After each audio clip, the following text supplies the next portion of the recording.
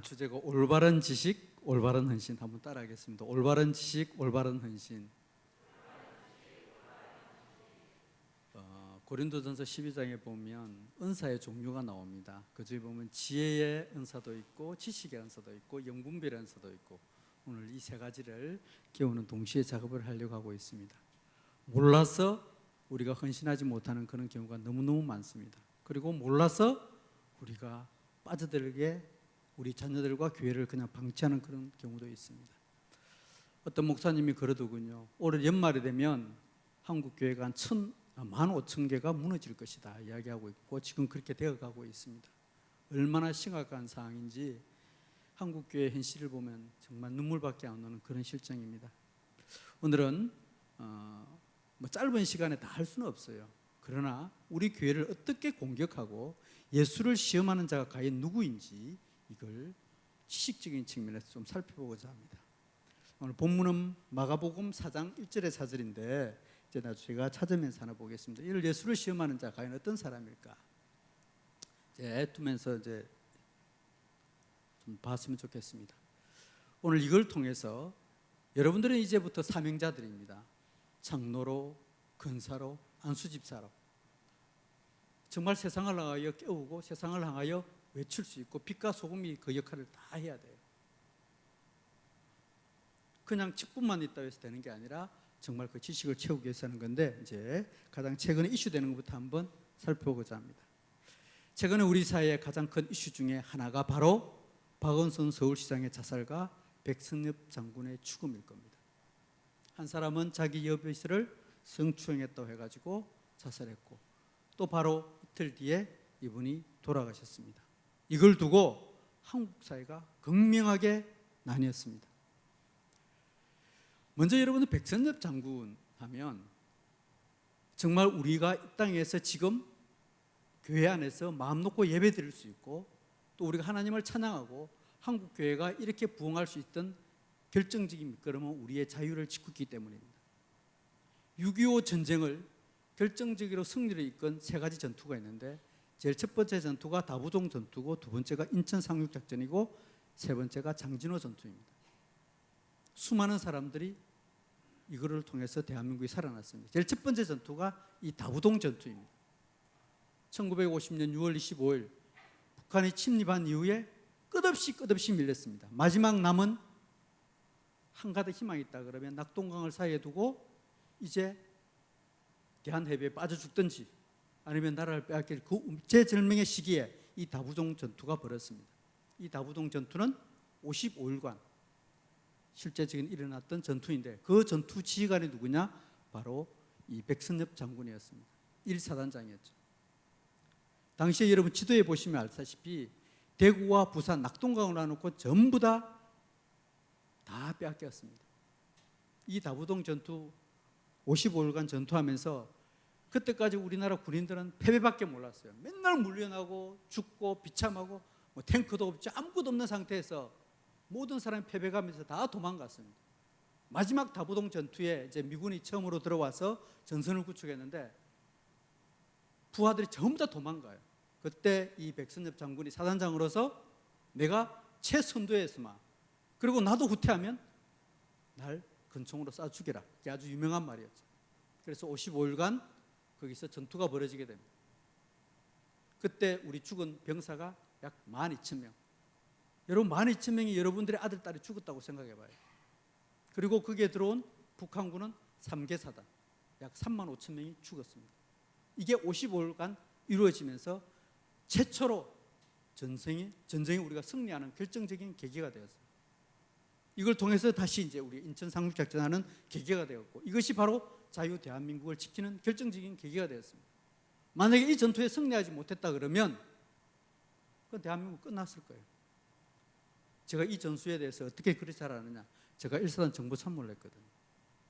이 백선엽 장군이 5대 사단장이었습니다. 항상 가면 백선엽 장군의 그 전쟁 일지를 이렇게 봐요. 그런데 이 사람, 이게 있죠. 이게 다부동 전투에 잘 나와 있는데, 당시에 내가 후퇴하면 너희들이 나를 쏴라. 지휘관의 모범적인 그런 헌신된 모습이었습니다. 그런데 이 사람이 지금 그 간도 특수부대에 있었다 그래가지고 그 사람이 친일, 특히 우리 독립군을 쏴 죽였다고 해가지고 이 사람을 뭐라고 해서 국립묘지에 가느냐 안 가느냐 가지고 굉장히 논란이 많았습니다. 그런데 이 소위로 인간하고 난 이후에 백선엽 장군이 그 가는 기간이 틀려요. 이제 41년도에서 갔고, 일본군 간특대에 갔고, 이 백선엽 장군이 43년도에 갔기 때문에 당시에는 그 전쟁이 끝난 상태예요. 근데 이게 어쨌든 간도 특설대에 있었다는 그 명분 하나에 친일파라는 이름으로 못 가고 있습니다. 그런데 그 역사를 누가 왜곡했느냐? 이제부터 설명을 드리겠습니다. 여러분, 또 한 사람은 박원순 시장의 죽음입니다. 2018년도 10월 18일 날 서울 퀴어 축제 행사의 질문에 박원순 시장이 이렇게 이야기합니다. 동성애는 헌법에 보장된 행복 추구권으로 볼 수 있다 그래가지고 서울시청을 광장을 퀴어 현장으로 개봉했던 사람이 바로 이 박원순 시장입니다. 그 전에는 퀴어 행사가 저 홍대 뒷골목에서 벌어졌어요. 그런데 박원순 시장이 퀴어 행사를 서울시청 광장으로 열어주었습니다. 그리고 우리나라의 최초로 동성애 결혼을 합법화시키겠다고 했던 인물이고, 그다음에 여성의 인권에 대해서 가장 선두했던 사람입니다. 제가 이 박원순 시장의 자살을 보면서 이런 장면이 생각났습니다. 이분이 누군가 하면 히틀러의 최후 통치받아 롬멜 장군의 죽음입니다. 롬멜 장군이 아프리카에서 사막의 여우라고 할 정도로 이 독일이 전 유럽과 아프리카까지 휘둘 수 있던 것은 이 롬멜 장군의 혁혁한 공이 컸습니다. 그런데 이 히틀러가 자기가 전선, 특히 노르망디 상륙작전의 그 패배의 책임을 국민에게 돌리게 해가지고 이 롬멜 장군을 압박합니다. 그래서 그렇게 합니다. 만약에 너희 가족이 공개 재판을 피하려면 자살하라. 그러고 나서 이 롬멜 장군이 자살하고 나니까 바로 그 다음날 이 장례식 치르는 장면입니다. 강요에 의해서 엄독 자살했죠. 박원순 시장도 마찬가지일 겁니다. 지금 드러나는 점점 일어나고 있으면 보면 알겠지만 강요에 의한 자살로 다는 거죠. 자기의 권력을 위해서, 자기의 권력을 지키기 위해서 부하들을 자살로 몰아가는 대표적인 사례입니다. 한 칼럼을 제가 소개하겠습니다. 전 통일원 차관이면서 칼럼니스트에 있는 국가발전연구원장이 이런 이야기를 했습니다. 여성의 안전을 이어가는 운동권, 성문화, 페미니스트 박원순의 변사, 극단적인 모순된 삶의 종말, 성추문 때문에 단골로 등장하는 좌파 정권의 핵심 인사들, 80년대 운동의 성문화, 여성단체들, 지금 이에 대해서 침묵하고 있으면서도 이 사람의 박원순 시장의 모순점을 이야기하고 있습니다. 이 사람이 어떤 사람이냐? 여기 이런 이야기예요. 80년대 주사파 운동권이 투쟁 동력을 얻는 방법으로 성동아리로 여성을 끌인 흔적이 아직도 진하게 남아있다. 순진한 신입 여학생들까지 집단적 관계로 끌어들여서 한국 사회의 성문화를 흐트러뜨렸다.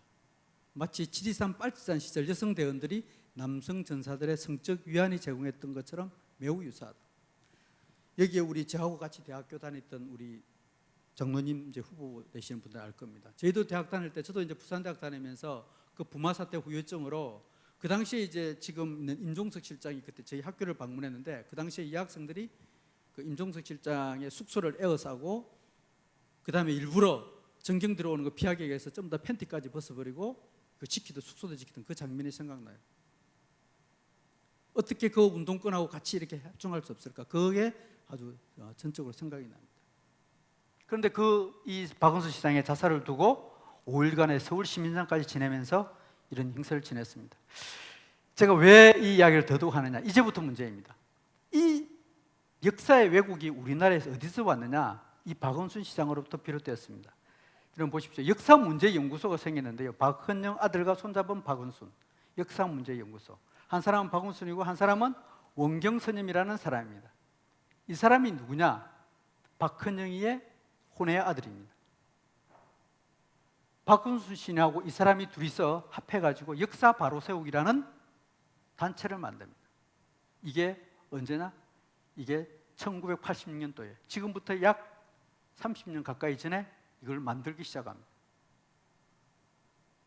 이때 박원순 시장의 초대 이사장이었습니다. 이 박원순 씨가 대학생들의 의식화와 박헌영 일대기를 연구하기 위해서 박헌영 전집을 출간하게 됩니다.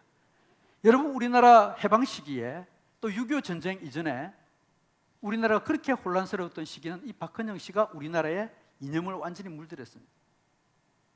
여기 보면 이 박병삼, 즉 그 원경선임이라는 사람입니다. 이 사람이 남노당에 대거 진입된 후 지리산 하암사에 맡겨졌다. 지리산 피아골 연곡사로 갔다. 거기서 빨치산에서 2년 동안 살았다.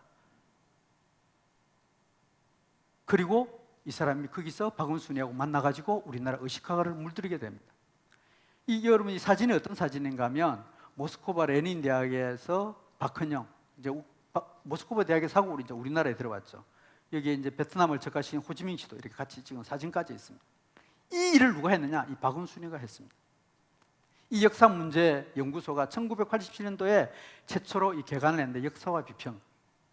저도 만약에 그 당시에 제가 그때 하나님을 제대로 못 만나고 이 역사와 비평을 그냥 그대로 빠져들었다면 저도 이 자리에 안 서 있고 아마 운동권에 가 있을 겁니다. 거기에 보면 이런 이야기가 나옵니다. 남한 단독 정부가 수립될 때는 청산 대상이 되어야 할 세력들이 권력을 장악하고 있다. 이게 누구냐? 이승만 정권을 이야기합니다. 김일성 전 북한 주석의 항의를, 빨치산 운동을 독립운동으로 인정해야 된다. 즉 뭐요? 북한의 김일성이를 인정해야 된다. 박정희 정권 20년은 철두철미하게 미일에 대한 종속화의 심화 과정이었다. 강복 후 공산주의를 채택해야 됐다. 지금 만약에 이 논리대로 하면 우리는 지금 김정은의 밑에서 생활하고 있겠죠. 이게 역사문제소에서 박원순 시장이 했다는 사실입니다. 여러분, 두 사람의 죽음을 보면서 여러분은 어떻게 생각이 들었습니까? 저는 하필이면 왜 이런 시기에 두 사람의 죽음을 통해서 우리가 좌우에 분열된 그 현상을 보게 했을까?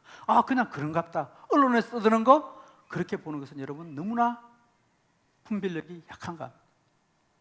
오늘 이 부분을 좀 더 분별하기 위해서 성경을 기출해서 여러분에게 설명을 드리도록 합니다. 마태복음 4장에 보면 이 말이 나옵니다. 예수께서 성령에게 이끌려 마귀에게 시험을 받으러 어디로 갔습니까? 강야로 가사. 4장 1절 여러분들 한번 찾아볼까요? 성경 이야기 한번 찾읍시다. 마태복음 4장 1절부터 4장 1절 한 절만 보겠습니다. 2절 3절까지 다 같이 읽겠습니다. 시작. 그때에 예수께서 성령에게 이끌려 마귀에게 시험을 받으러 강야로 가사 40일을 밤낮으로 금식한 후에 줄이신지라. 시험하는 자가, 자 거기까지 다시 PPT 좀 전환시켜 주십시오. 마귀라는 게 분명히 나옵니다. 물론 성령에 이끌려 갔는데 마귀에게 시험을 받으러 어디로 갔느냐? 강야로 갔습니다. 그런데 갑자기 마귀가 사람으로 변합니다. 시험하는 자가. 여러분, 우리는 영적 전쟁입니다. 분명히 알고 있습니다. 제가 아까 옛날 전사처럼 이렇게 이야기한 것을 자꾸 그러더냐? 우리는 지금 영적 전투, 즉 십자가의 전사들이기 때문에 그럽니다. 시험하는 자가, 마귀는 시험하는 자가 예수를 시험합니다. 공생애를 시작할 때, 첫 시작할 때 시험하는 자가 나옵니다. 이 시험하는 자가 예수께 시험을 하는데 제일 먼저 무슨 시험을 하느냐? 얼마나 배고파요? 40일 동안 금식한 이후에. 그럴 때 무슨 이야기를 하죠? 이 돌을 향하여 떡을 만들어라. 여러분, 돌떡 만드는 거 예수님 못하겠어요? 충분히 할 수 있습니다. 네가 하나님의 아들이거든 해봐라. 항상 우리에게 사탄은 그런 식으로 요구합니다. 만약에 쌀로 가지고 떡을 만들었다 그러면 그게 이상하지 않을 텐데 돌을 가지고 떡을 만들어라. 오늘날 이 문제는 경제적 문제로 사탄은 우리에게 접근한다는 사실입니다. 가장 기본적이고 가장 본능적인 문제. 사탄이 우리에게 접근하는 방법은 여러분들의 가장 본능적인 문제부터 접근한다는 사실입니다. 먹는 문제. 두 번째로는 시험하는 장면이 성전 꼭대기에 올라갑니다. 광야에서 너무나 외롭게 있는 그 예수님에게 너 성전 꼭대기에서 한번 뛰어내려봐라. 그러면 천사들이 와서 수송될 것이다. 이것은 뭐냐? 인간의 소외 문제를 다루고 있습니다. 여러분들이 살아가면서 제일 힘들 때가 언제냐면 바로 소외당할 때입니다. 주변에부터 왕따 당할 때, 우리 아이들이 지금 중학교 아이들 같은 경우에 하루에 한 2명씩 정도 자살을 해요. 100% 원인이 소외입니다. 저희 둘째 딸이 자살하려고 한 적이 있습니다. 지금에 와서 이제 고백하더군요. 그래서 그 당시에 아파트, 제가 그때 아파트 5층에 살았는데 5층에 올라갔대요. 그 당시에 뛰어내릴 이유가 뭐였냐면 왕따를 당해서. 얘가 교회 가서 생각하는 거하고 학교에 생각하는 게 트러블이 나는 거예요. 이러지도 못하고 저러지도 못하고 왕따를 당하니까 뛰어내리고 싶다. 인간의 소외 문제는요, 제일 우리 인간에게 힘들게 합니다. 여러분들이 밖에서 교회에 나오지 말라고 하면서 왕따를 시킵니다. 신앙생활 한다고 왕따를 시킵니다. 그럴 때 제일 힘듭니다. 여러분들, 우리 자녀들이 가장 큰 심각한 문제가 바로 인간 소외 문제입니다. 배고픔의 문제, 두 번째 인간 소외 문제. 야, 너 얼마나 외롭고 힘드냐? 그러면 너가 뛰어내리면 하늘의 천사들이 너를 와서 받들어 줄 것이다. 이는 명예욕 문제하고 같이 걸려져 있죠. 세 번째 시험한 내용은 뭐냐면 바로 권력과 명예 문제입니다. 야, 나한테 절해봐. 너 나한테 절하면 모든 권력과 명예를 너에게 주마. 명예욕입니다. 특히 남성들이 굉장히 약하죠. 정치적 문제. 사탄이 시험하는 내용은 본질적인 문제부터 인간의 모든 문제에 관해서 예수님을 시험하는 장면이 이 마태복음 4장에 나옵니다. 이 세상을 지배하는 사탄을 더욱더 명확하게 좀 더 보겠습니다. 누가복음에 보면 똑같은 장면이 나옵니다. 예수가 시험당하는 장면이 나오는데 그때 이 사탄이 그런 이야기합니다. 이 모든 권위와 영광을 내게 주리라. 이것은 내게 넘겨준 것이므로 내가 원하는 자에게 줄 수 있다. 여러분, 세상에서 잘 먹고 잘 살라 그러면 교회가 아니라 밖에 나가서 열심히 일하면 잘 먹고 잘 살 수는 있습니다. 사탄을 숭배하면서. 이게 성경에 더더욱 더 잘 나와 있습니다. 계시록에도 나와 있고 요한복음, 에베소서에 다 나와 있습니다. 이 세상의 임금, 이 세상의 어둠자가 이 세상의 주관자가 되어 있다. 분명히 이 사탄은 지배하고 있다는 사실을 알 수가 있습니다. 여러분들, 이 사실을 분명히 알아야 됩니다. 그래서 세상은 어둠이고 흑암의 권세라고 우리는 알고 있습니다. 그런데 말로는 알고 있는데 정말 세상에 나가서, 밖에 나가서 방금 했던 경제적 문제, 먹는 문제, 인간의 소외 문제, 그리고 권력용 문제 다가왔을 때는 넘어지더라 이거. 또 한 번 더 볼까요? 말씀에. 이 말씀은 마태복음 16장하고 마태복음 12장에 똑같이 나오는 말씀입니다. 바리새인과 사두개인이 와서 뭐라고요? 예수를 또 시험하여. 강야의 40일 이후에는 이 마귀가 도망갑니다. 당분간 떠나 있습니다. 그런데 다시 사람을 통하여 들어왔습니다. 예수를 뭐라고요? 시험하여. 오늘 아까 성경 말씀 중에 하나님을 시험하라 해가지고 11조의 장면이 나오는데 똑같이 예수를 시험하는데 그들이 예수를 시험합니다. 하늘의 표적, 네가 하나님의 아들인가 한번 증명해봐라. 예수를 시험합니다. 그럴 때 뭐라고 그랬죠? 예수가 분별하라고 이야기합니다. 분별하라. 똑같이 시험하는 자입니다. 악하고 음란한 세대여 분별해라. 이 말이 나옵니다. 이 하나님을 시험하는 자, 예수를 시험하는 자, 이게 다시 요한 1세에 가면 또 나옵니다. 안티크라이스트. 오늘날 적그리스도라고 그러죠. 적그리스도 하면 무슨 요새 하도 언론에서 또 방송에서 또 기도 뭐 이런 데서 뭐 교황이다, 뭐 누구다, 뭐 정치 지도자다 이야기하는데 성경에 보면 안티크라이스트는 예수 그리스도에 대해서 반대하는, 즉 크라이스트는 뭐예요? 우리 같은 사람입니다. 우리는 예수 믿는 사람이에요. 이 사람에 대해서 뭐라고요? 반대하는 사람들이 안티크라이스트, 즉 그리스도이다. 이 사람들이 뭐예요? 하나님을 시험한다. 마지막 때에 하나님을 시험하는 자들이 많이 나타날 것이다. 그리스도를 부인한다, 그리스도를 믿지 않다, 그리고 우리 인간들을 미혹할 것이다. 정확하게 이야기하고 있습니다. 마태복음 4장에서부터 마태복음 16장, 요한계시록까지. 이 마지막 시대에 이 예수를 시험하는 이 사람들의 실체를 모르면 우리는 그냥 넘어질 수밖에 없는 겁니다. 그래서 오늘 제가 이 부분을 세상의 지식과 이론을 통해서 여러분에게 전달하고자 합니다. 공산주의 바이러스. 여러분, 지금 뭐 공산주의가 무슨 공산주의가 있느냐, 그 이야기를 해요. 근데 이번에 코로나 바이러스 삼아가지고 이제 사람들이 실체를 알아가는 거예요. 방금 했던 그 내용을 가지고 이야기하는 이 책입니다. 이 책. 이분은 강민교회 목사님과 이호 목사님이 지은 책인데요. 여기에 보면 지금 우리 세상을 어떻게 지배하고 있는지 잘 설명하고 있습니다. 이 부분에 대해서 일부분, 또 제가 지금 인권에 관련돼 가지고 지금 많이 연구를 했던 그 부분을 가지고 같이 이제 설명을 좀 드리고자 합니다. 이러면 막시즘. 이 막시즘 여러분 하면 되게 어렵기도 느끼도 하고 이게 무슨 막시즘 이 시대 이야기하느냐. 이게 대해서 오늘 어떻게 흘러가고 있는지 그 부분을 설명을 드리고자 합니다. 막시즘의 가장 기본적인 게 뭐냐? 제일 처음에 인간 해방입니다. 두 번째가 여러분 잘 아는 공산주의입니다. 무신론, 굶주림, 집단 학살 1억 명이 지금까지 죽었죠. 그래서 그걸 지금 무슨 이 시대에 공산주의가 있고 무슨 전쟁이 있고 대량 학살이 일어나느냐? 안 믿어요. 내가 본질적인 것은 살펴보도록 하겠습니다. 그다음에 포스트 모더니즘의 시조이다. 오늘날 이 세상을 지배하는 모든 시초의 기원이라는 것을 설명을 드리겠습니다. 자, 이 내용은 여러분들의 자녀들이 가장 지금 집에서 인터넷으로 수강할 때 듣는 그 과목입니다. 인간 해방의 사상과 이론, EBS 강의해가지고 들어가 있는데 실제 한번 들어가 볼까요? 우리 방송실에 한번 이거 한번 들어보겠습니다. 칼 하이님 막스, 인간 해방을 꿈꾸다. 계속 한번 눌러봐 주세요. 천천히. 넘어갈지 안 넘어갈지 모르겠습니다. 우리가 선택한 사상과 이야기, 우리 초등학교 아이들이 보는 이야기 다음 계속 눌러보십시오. 인간 해방을 꿈꾸다. 사유재산과 계급이 소멸한 사회, 각자의 능력에 따라 일하고 필요에 따라 분배받는 평등한 사회, 프롤레타리아 혁명, 이렇게 나옵니다. 자본가도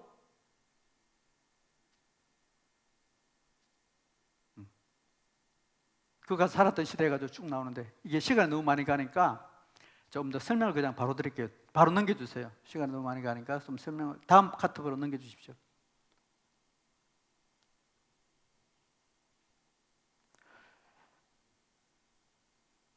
이게 지금 한 번만 넣어볼게요. 자, 그의 영웅 스파르타쿠스. 막스가 가장 숭배했던, 막스가 생각했던 영웅이 누구냐? 스파르타쿠스. 여러분 스파르타쿠스 혹시 아시는 분 계세요? 스파르타쿠스? 네, 좀 이따가 설명을 드릴게요. 스파르타쿠스 영화에도 나오고 지금 게임도 있고 막 그래요. 노동자가 이룰 것이라고는 없다. 프롤레타리아 혁명, 피해 연속의 투쟁이었다. 이게 이제 우리 아이들 이제 교재에 이렇게 계속 나오는 겁니다.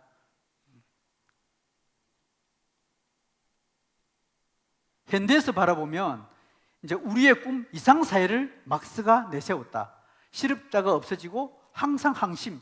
언제든지 내가 원하는 직장에 가서 일할 수 있고 언제든지 내가 월급을 받을 수 있는 그런 세상. 8시간 일하고 9시간 자는 세상. 너나 내나 잘 먹고 잘 사는 세상. 모두가 고통에서 벗어난 세상. 전쟁이 없는 세상. 이런 세상을 막스가 꿈꿨다. 이렇게 이야기하면서 이 막스에 대해서 이렇게 이야기를 하고 있습니다. 여러분 우리 아이들에게 이 이야기를 들려주면 너무나 우리 아이들은 혹해질 수밖에 없습니다. 한국의 자살률이 왜 이렇게 넘어가느냐? 부익부 빈익 때문에 그렇다. 이제 호도하는 거죠.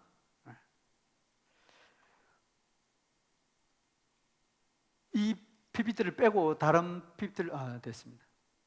다른 PPT를 넘겨주십시오. 아까 원래 하던 대로. 자, 이게 지금 우리 아이들에게 학교 안에 교육 안에서 이렇게 가르치고 있습니다. 방금 했던 게 이제 제가 캡처를 뜬 장면인데요. 이렇게 우리 아이들에게 막스가 이렇게 훌륭한 사람이었다라고 가르치고 있습니다. 제가 한 사설 신문을 가져왔습니다. 이게 2017년 1월 7일자입니다.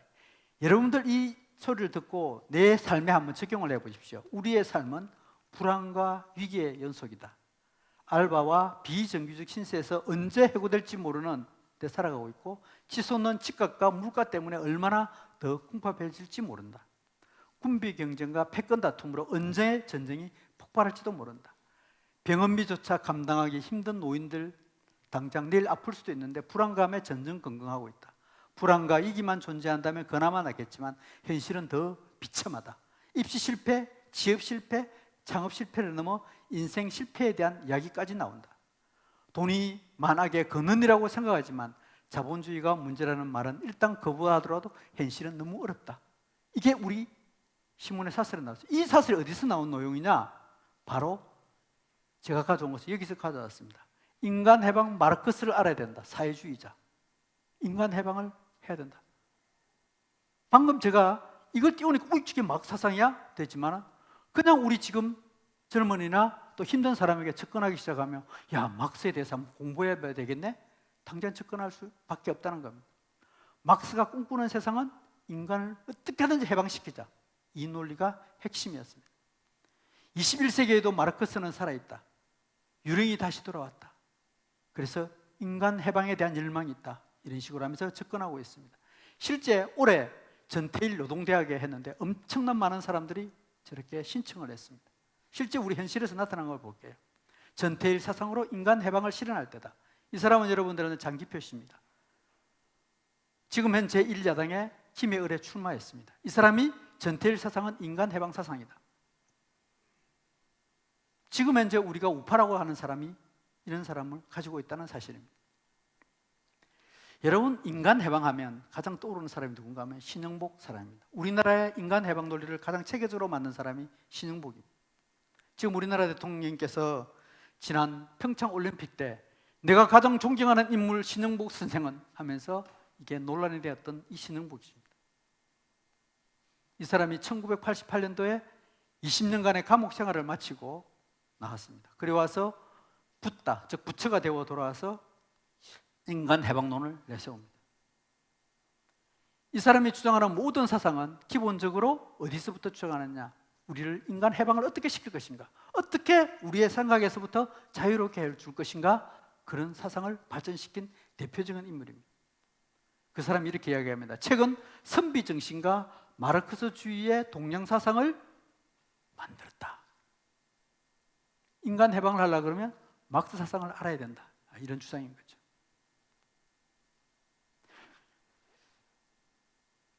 이 인간 해방, 이 논리가 어느 정도 들어가 있는지 보겠습니다. 노동 해방 문학, 이게 바로 인간 해방인데요. 남한 사회주의 노동자 동맹의 입장과 노선을 대변한 월간 노동 잡지. 여러분, 조국 전 장관이었죠. 그 사람이 산업행의 실질적인 이론가였다는 걸 여러분 알 겁니다. 왜 많은 사람들이 이 조국을 통해서 깨어났는데, 당시에 사회주의 노동연맹에서 깨어나는 게 아니라 자녀 입시 비리 문제 때문에 많은 사람들이 돌아섰어요. 그런데 이 조국 교수가 결정적으로 자기가 대학 다니면서 했던 주장이 뭔가 하면 이 산업행의 실제적인 운영위원이었습니다. 그리고 그가 연구한 것도 소련의 헌법 연구였습니다. 이게 뭐냐? 전부 다 인간 해방론이었습니다. 그래서 이 조국 교수가 젊은 사람들, 많은 사람들, 왜 사람들이 이 조국 교수를 따랐느냐? 젊은이들 집 한 편 없고 힘들고 알바해가지고 하는데 그 가려운 걸 너희들 해방시켜줄게 수많은 젊은이들을 끌어모았던 거예요. 이 해방 문항을 가지고 어느 정도 들어가 있느냐? 여러분 보십시오. 민중과학이라는 게 있습니다. 민중과학이 뭐냐? 현대의 과학기술과 뭐라고요? 인간 해방입니다. 우리 인간들을 어떻게 하면 해방시킬 수 있을까? 핵무기, 성차별, 인종차별, 환경오염 등 20세기의 모순과 과학기술, 이걸 어떻게 하면 해낼 수 있을까? 인간 해방론 측면에서 과학기술을 연구해야 된다. 1930년대 냉전시대에 작업했던 그 여건과 인종주의, 페미니즘, 이 모든 것이 인간 해방론에서부터 비롯됐다는 사실입니다. 여러분, 페미니즘, 지난주에 우리 목사님께서 설교하시는데 페미니즘이 나타나는 가장 큰 특징 중에 하나가 남녀 갈등입니다. 메갈리아부터 시작해서 김치녀, 한남녀부터 시작해서 별의별 말이 다 옵니다. 극단적인 남녀 갈등 관계를 페미니즘을 통해서 풀어야 되는데 페미니즘의 목표는 뭐냐? 인간 해방입니다. 왜 사람들이 교회를 싫어하느냐? 왜 자꾸 저 사상으로 빠져들어가느냐? 이 마크스의 사상에 인간 해방의 논리를 들어가면 약자와 가난한 자, 그런 사람들을 철저히 돌봐주고 그런 사람 해줘야 된다. 여러분들 지금 내 수중에 돈 100만 원이 없어, 안 그러면 돈 10만 원이 없어, 먹고 힘들 때 누구 와서 돈 건넨다? 당장 따라갈 수밖에 없습니다. 국가에서 조그만 돈 주면 그냥 따라갈 수밖에 없습니다. 이게 뭐 논리는? 인간 해방 논리가 그 속에 숨어 있다는 사실입니다. 노동자 연대에서 마르크스주의와 차별 해가지고 인간 해방은 마르크스주의의 뭐라고요? 기본 정신이다. 여러분, 공산주의가 마크스의 기본 정신이 아닙니다. 그 기본 정신은 바로 인간 해방이었고 지금도 우리 생활 속에 우리한테 너무나 우리에게 큰 영향을 미친다는 사실을 분명히 알 수가 있습니다. 7만 명이 참가한 2019년 작년 키움문화축제, 차별 없는 사회 만들자. 이게 그 성소수자들의 뭐라고요? 인간 해방을 주장하기 때문에 저렇게 따라가는 거예요. 저 사람들 불쌍하지 않냐? 저 해방시켜줘야지. 당연히 따라가는 거죠. 마르크스주의와 여성 해방, 이게 바로 페미니즘입니다. 조선 후기 동학의 여성 해방 사상과 근대성, 신분 해방과 동학 사상. 요새 지금 우리나라에서 갑자기 조국 선생이 죽창 들고 나가자 이야기 나왔잖아요. 그리고 동학혁명 전봉준 선생을 추도하자. 지금 서울 시내 가니까 전봉준 그 동상 같은 거 막 세워지더라고요. 아마 우리 대전에도 곧 세워질 겁니다. 이 전봉준 동학 왜 이렇게 들어오느냐? 이 막스주의가 그 사람들의 영향을 미치다. 우리 사회에 대해서 점점 지금 들어오고 있다는 사실입니다. 갑자기 왜 동학까지 들어가지? 그 어떤 사람이 그러더라고요. 야, 그럼 임진왜란도 가져가자. 이게 전부 다 막스의 사상과 연관되어 있다는 사실입니다. 마르크스주의와 윤리 문제입니다. 이 마르크스주의자들은 윤리가 어때? 우리가 보기에는 저 사람들이 어떻게 저게 윤리일 수 있을까? 왜 저렇게 거짓말을 할까? 여기 보면 정확하게 정답이 나옵니다. 뭐라고요? 목적은 수단을 정당화한다. 인간 해방을 시킬 수 있다는 논리만 맞다면 거짓말해도 괜찮고 그 수단은 정당화해야 된다는 거예요. 자살도 정당화되고 거짓말도 정당화되고 불법도 정당화될 수 있다는 겁니다. 이게 그들의 윤리입니다. 우리가 이해는 안 되죠. 이 사상에 물들이고 나면 그렇게 된다는 사상입니다. 이 사람들이 그 주장하는 논리의 사례가 이랬습니다. 여러분, 제2차 세계대전이 나고 유대인이 600만 명이 가스실에 죽었습니다. 600만 명이나. 그런데 그 죽은 원인을 독일군 그 사람들이 죽일 때, 사람을 600만 명이 죽일 때 사람이 양심의 가책이 없겠습니까? 양심의 가책이 있어요. 어떤 일을 시키느냐? 당시에 유태인 청년이 독일 외교관을, 이제 독일이 막 침략주의에 제국주의가 일어나니까 쏴 죽였습니다. 유대인이 우리 외교관을 쏴 죽였다. 아이들에게, 군인들에게 그걸 입력시켜줍니다. 그래 600만 명을 학살시키더라도 그게 제약이 들지 않는 거예요. 내가 어떤 죄에 대해서 응징을 한다, 어떤 붕괴가 한다, 거룩한 분노가 들었다고 생각하고 사람을 함부로 대한다면 이런 큰 오산이 발생할 수 있다는 사실입니다. 그래서 여러분들이 어떤 일을 할 때 하나님 말씀에 기준에 하지 않고 그러면 잘못하면 내가 무엇 때문에 막 하다가 막 이 목적만 정당하면 수단 같은 거 가끔씩 거짓말로 된다라고 착각할 수가 있습니다.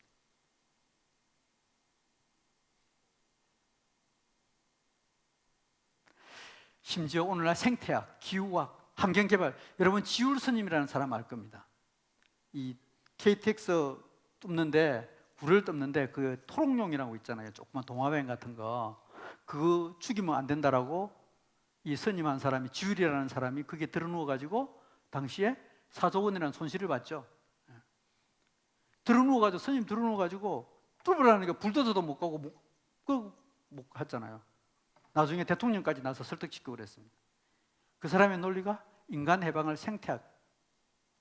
오늘날 사회 정의, 생태 정의는 하나님의 또 다른 일입니다. 지금 우리의 젊은이들이 지금 이게 빠져들어 있습니다. 제주도 광정마을, 세월호 저게 남아있는 끝까지 남아있는 사람들이 전부 다 기독 젊은이들입니다.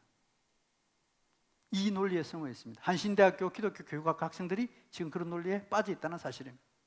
이제 더더욱 심각한 것은 우리 아이들 교회 안에서 잘못된 목회자를 만나고 잘못된 지도자를 만나면 해방신학에 빠져들 수 있습니다. 그리스도의 신학과 인간 해방입니다.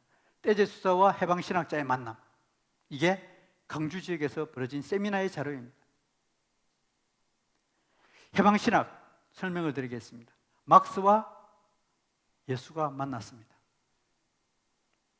막스가 젊은 사람들, 그 가난한 노동자들, 그 힘든 사람들, 그 사람들 얼마나 잘 해방시켜 주려고 노력했느냐. 예수도 젊은 가난한 가부들이나 고아들이나 그 사람들 화기에서 병 고쳐주고 힘들게 했지 않느냐. 그 사람들 다 구원해주고 치료해주지 않느냐. 그래서 같은 거 만난 거예요. 이게 해방신학입니다. 그 사람들의 논리 한번 볼까요? 여러분들 죄가 뭡니까? 죄? 이 사람들이 생각하는 죄는 이웃 사랑하고 하나님 사랑을 무시하고 자기 이익만 챙기는 것, 즉 나누지 않는 것, 베풀지 않은 것을 죄라고 해요. 맞습니까? 이 막스 사상은 반쯤은 맞아요. 그런데 그게 전부가 아닙니다. 여러분, 마귀가 원래 하나님 다음으로 높은 위치에 있고 정말 지혜롭고 완전한 장품이었습니다. 우리 인간을 유혹할 때요, 그냥 쉽게 접근할 수 있으면 좀 뭐라 그러나 좀 악하게 접근하면 우리가 금방 구별할 수 있는데 교묘하게 접근해요. 이웃 사랑하고 하나님 사랑하는 게 뭐가 나빠? 내 이익 챙기는 게 조금 하는 거 뭐가 나빠?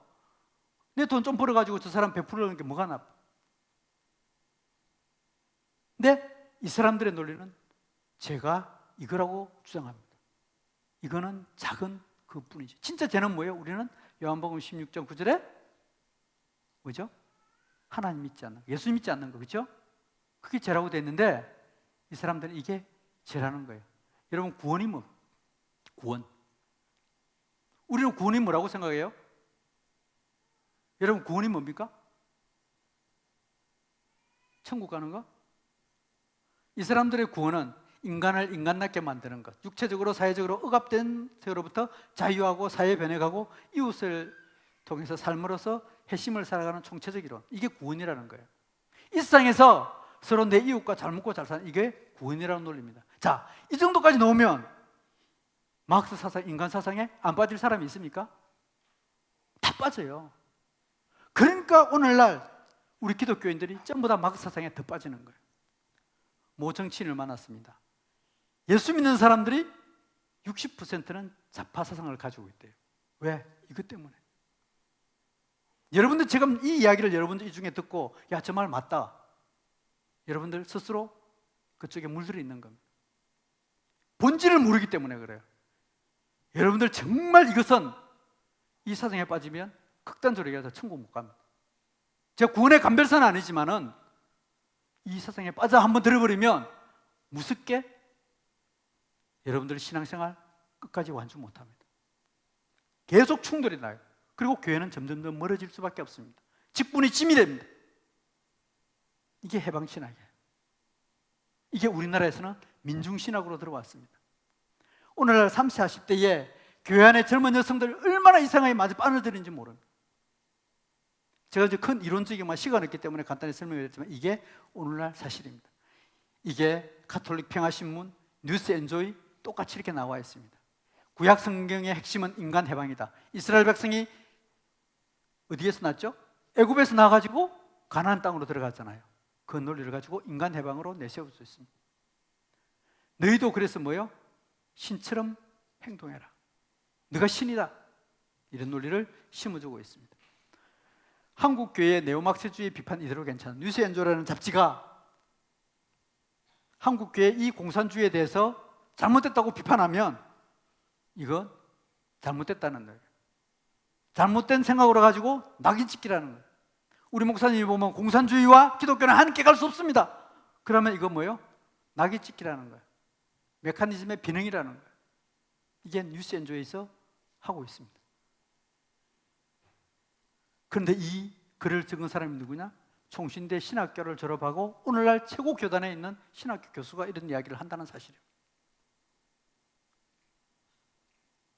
기독교 사상이라는 책이 있습니다. 인간의 사상을 재발한 것, 여러분들의 중심을 생각하는 지배 사상은 누구입니까? 우리는 예수가 주인이기 때문에 성경 말씀을 가지고 우리의 사상을 쌓아야 돼요. 그런데 인간의 생각을 가지고 인간의 논리를 가지고 여러분들이 들어가는 순간 막 사상에 빠질 수밖에 없고 그것이 바로 오늘 나타나는 게 기독교 사상입니다. 21세기 해방을 향한 여정, 감신대학교 박모 교수가 이렇게 적었습니다. 이게 오늘날 우리 기독 젊은 학자들에게 다 들어가 있습니다. 해방신학자, 여성신학자 전부 다 이런 사람들이 오늘날 전 기독교를 지금 휩쓸고 있습니다. 이건 나중에 읽어보시고요. 이 인간 해방의 논리를 가지고 오늘날 우리의 신앙생활을 너무너무 힘들게 한다는 사실입니다. 에어컨 틀어줘도 괜찮을 것 같은데요. 더우니까 졸릴 것 같은데. 여러분 잘 알다시피 공산주의. 이제 막스 사상은 이 공산주의에 대해서도 조금 알아야 되기 때문에 설명을 드리겠습니다. 1848년 칼 막스와 엥겔스가 해가지고 만국의 노동자에 일어나라. 노동자가 이럴 것은 단지 혀서설 뿐이다 해가지고 이 공산당 선언을 1848년에 했습니다. 이 공산당 선언이 여러분 최초로 시작된 것은 기독교에서 시작되었습니다. 1848년 읽기 전에 인간 해방이라는 그 논리에 앞서서 1826년에 감리교 신자인 로버트 오인이라는 사람이 커뮤니즘을 했습니다. 초대교회가 공동체 생활을 했어요. 내 것이 없고 내 것이 없다. 그래서 서로 물건을 공용하자 해가지고 이 커뮤니즘이라는 용어를 만들었습니다. 이것이 20년 뒤에 공산당 선언으로 구체화되었습니다.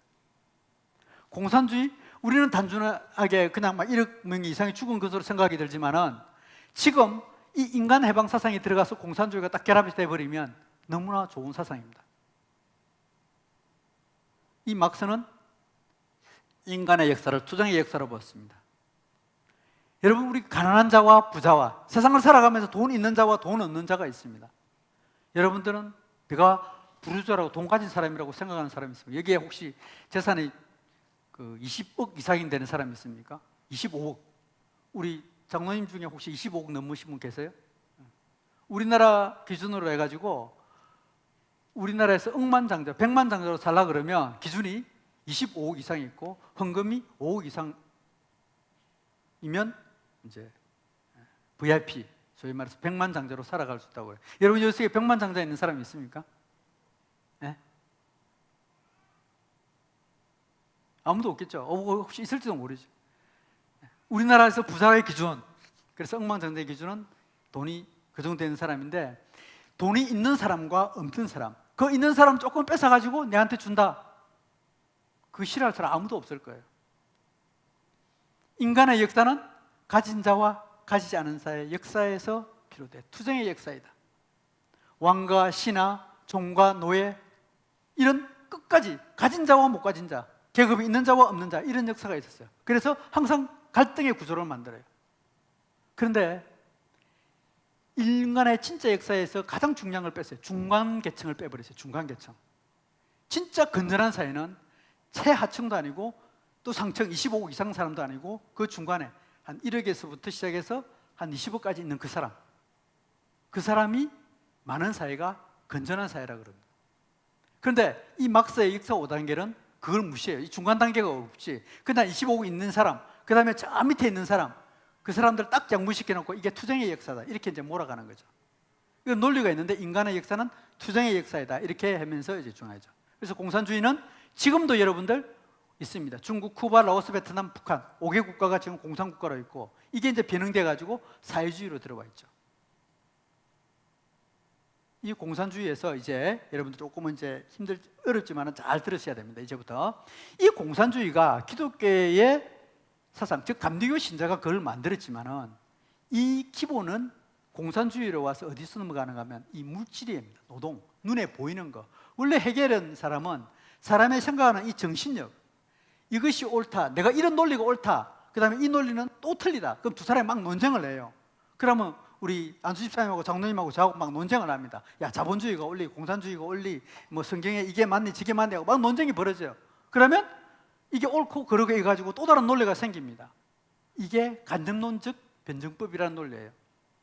그런데 이 마르크스라는 사람은 이 눈에 보이는 거 아니라 돈이 가지고 있는 거, 집 한 채 있는 거, 돈이 얼마나 있는 거, 이거 기준하고 돈 없는 사람하고 그걸 가지고 구별한다. 그거 가장 중요한 게 있는데, 그게 못 가진 사람들, 여러분들 우리는 한 가지 가지고 있는 게 뭐예요? 노동이에요. 노동. 그렇죠?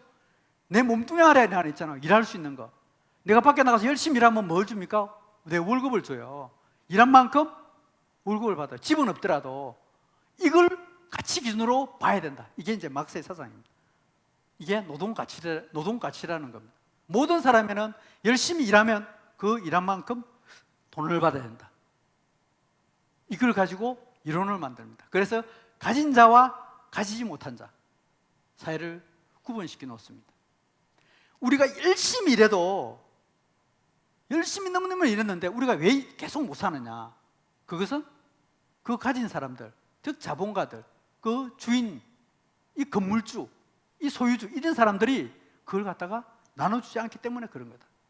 내가 8시간 일했으면 10만 원을 받아야 되는데 자기는 30만 원 받아 놓고 20만 원은 노동자가 건물주가 가져가고 사용자가 가져간다는 논리예요. 그래서 가진 사람을 부르주아, 못 가진 사람을 프롤레타리아, 생산 기구를 가지고 있는 사람을 유산층이라고 그러고 돈이 없는 사람 무산층이라고 합니다. 우리 대부분의 사람들은 이 무산층에 있는 사람들이 속하는 거죠. 아까 제가 얘기했지만 무산층이지만 그게는 중간 세대들입니다. 그런데 이걸 무시하고 이 공산주의의 사상을 만든 겁니다. 이걸, 자, 이제 여기서 우리 화면을 좀 지어보십시오. 이제 안 보이는데 우측에 보이죠? 이걸 이 가지지 못한 자 있죠? 이 가지지 못한 노동자들, 그런 사람들이 뭐야? 이게 인권으로 보장해 주자. 그 노동이라는 그것을 권리로 보장해 주자. 그게 뭐예요? 노동자의 권리입니다. 인권으로 포장시켜 버렸어요. 이게 누구야? 막스가 주장해요. 그리고 이 가진 자와 못 가진 사람, 한 사람은 잘 살고 한 사람은 못 사는데 왜 그렇게 돼야 돼? 우리 사회는 다 같이 잘 살아야 돼. 그게 뭐예요? 평등으로 강제하자. 이게 공산주의 논리입니다. 여기서부터 이 빨간 걸로 적힌 인권으로 포장시키고 평등으로 강제하는 이것이 잘못됐기 때문에 그렇지 앞에까지는 크게 무리가 없어요. 여러분 공산주의의 사상에 대해서 이게 100% 잘못됐다 그러는 순간 논리 모순에 빠집니다. 왜 잘못됐느냐? 이걸 인권으로 포장시키기 때문에 그렇습니다.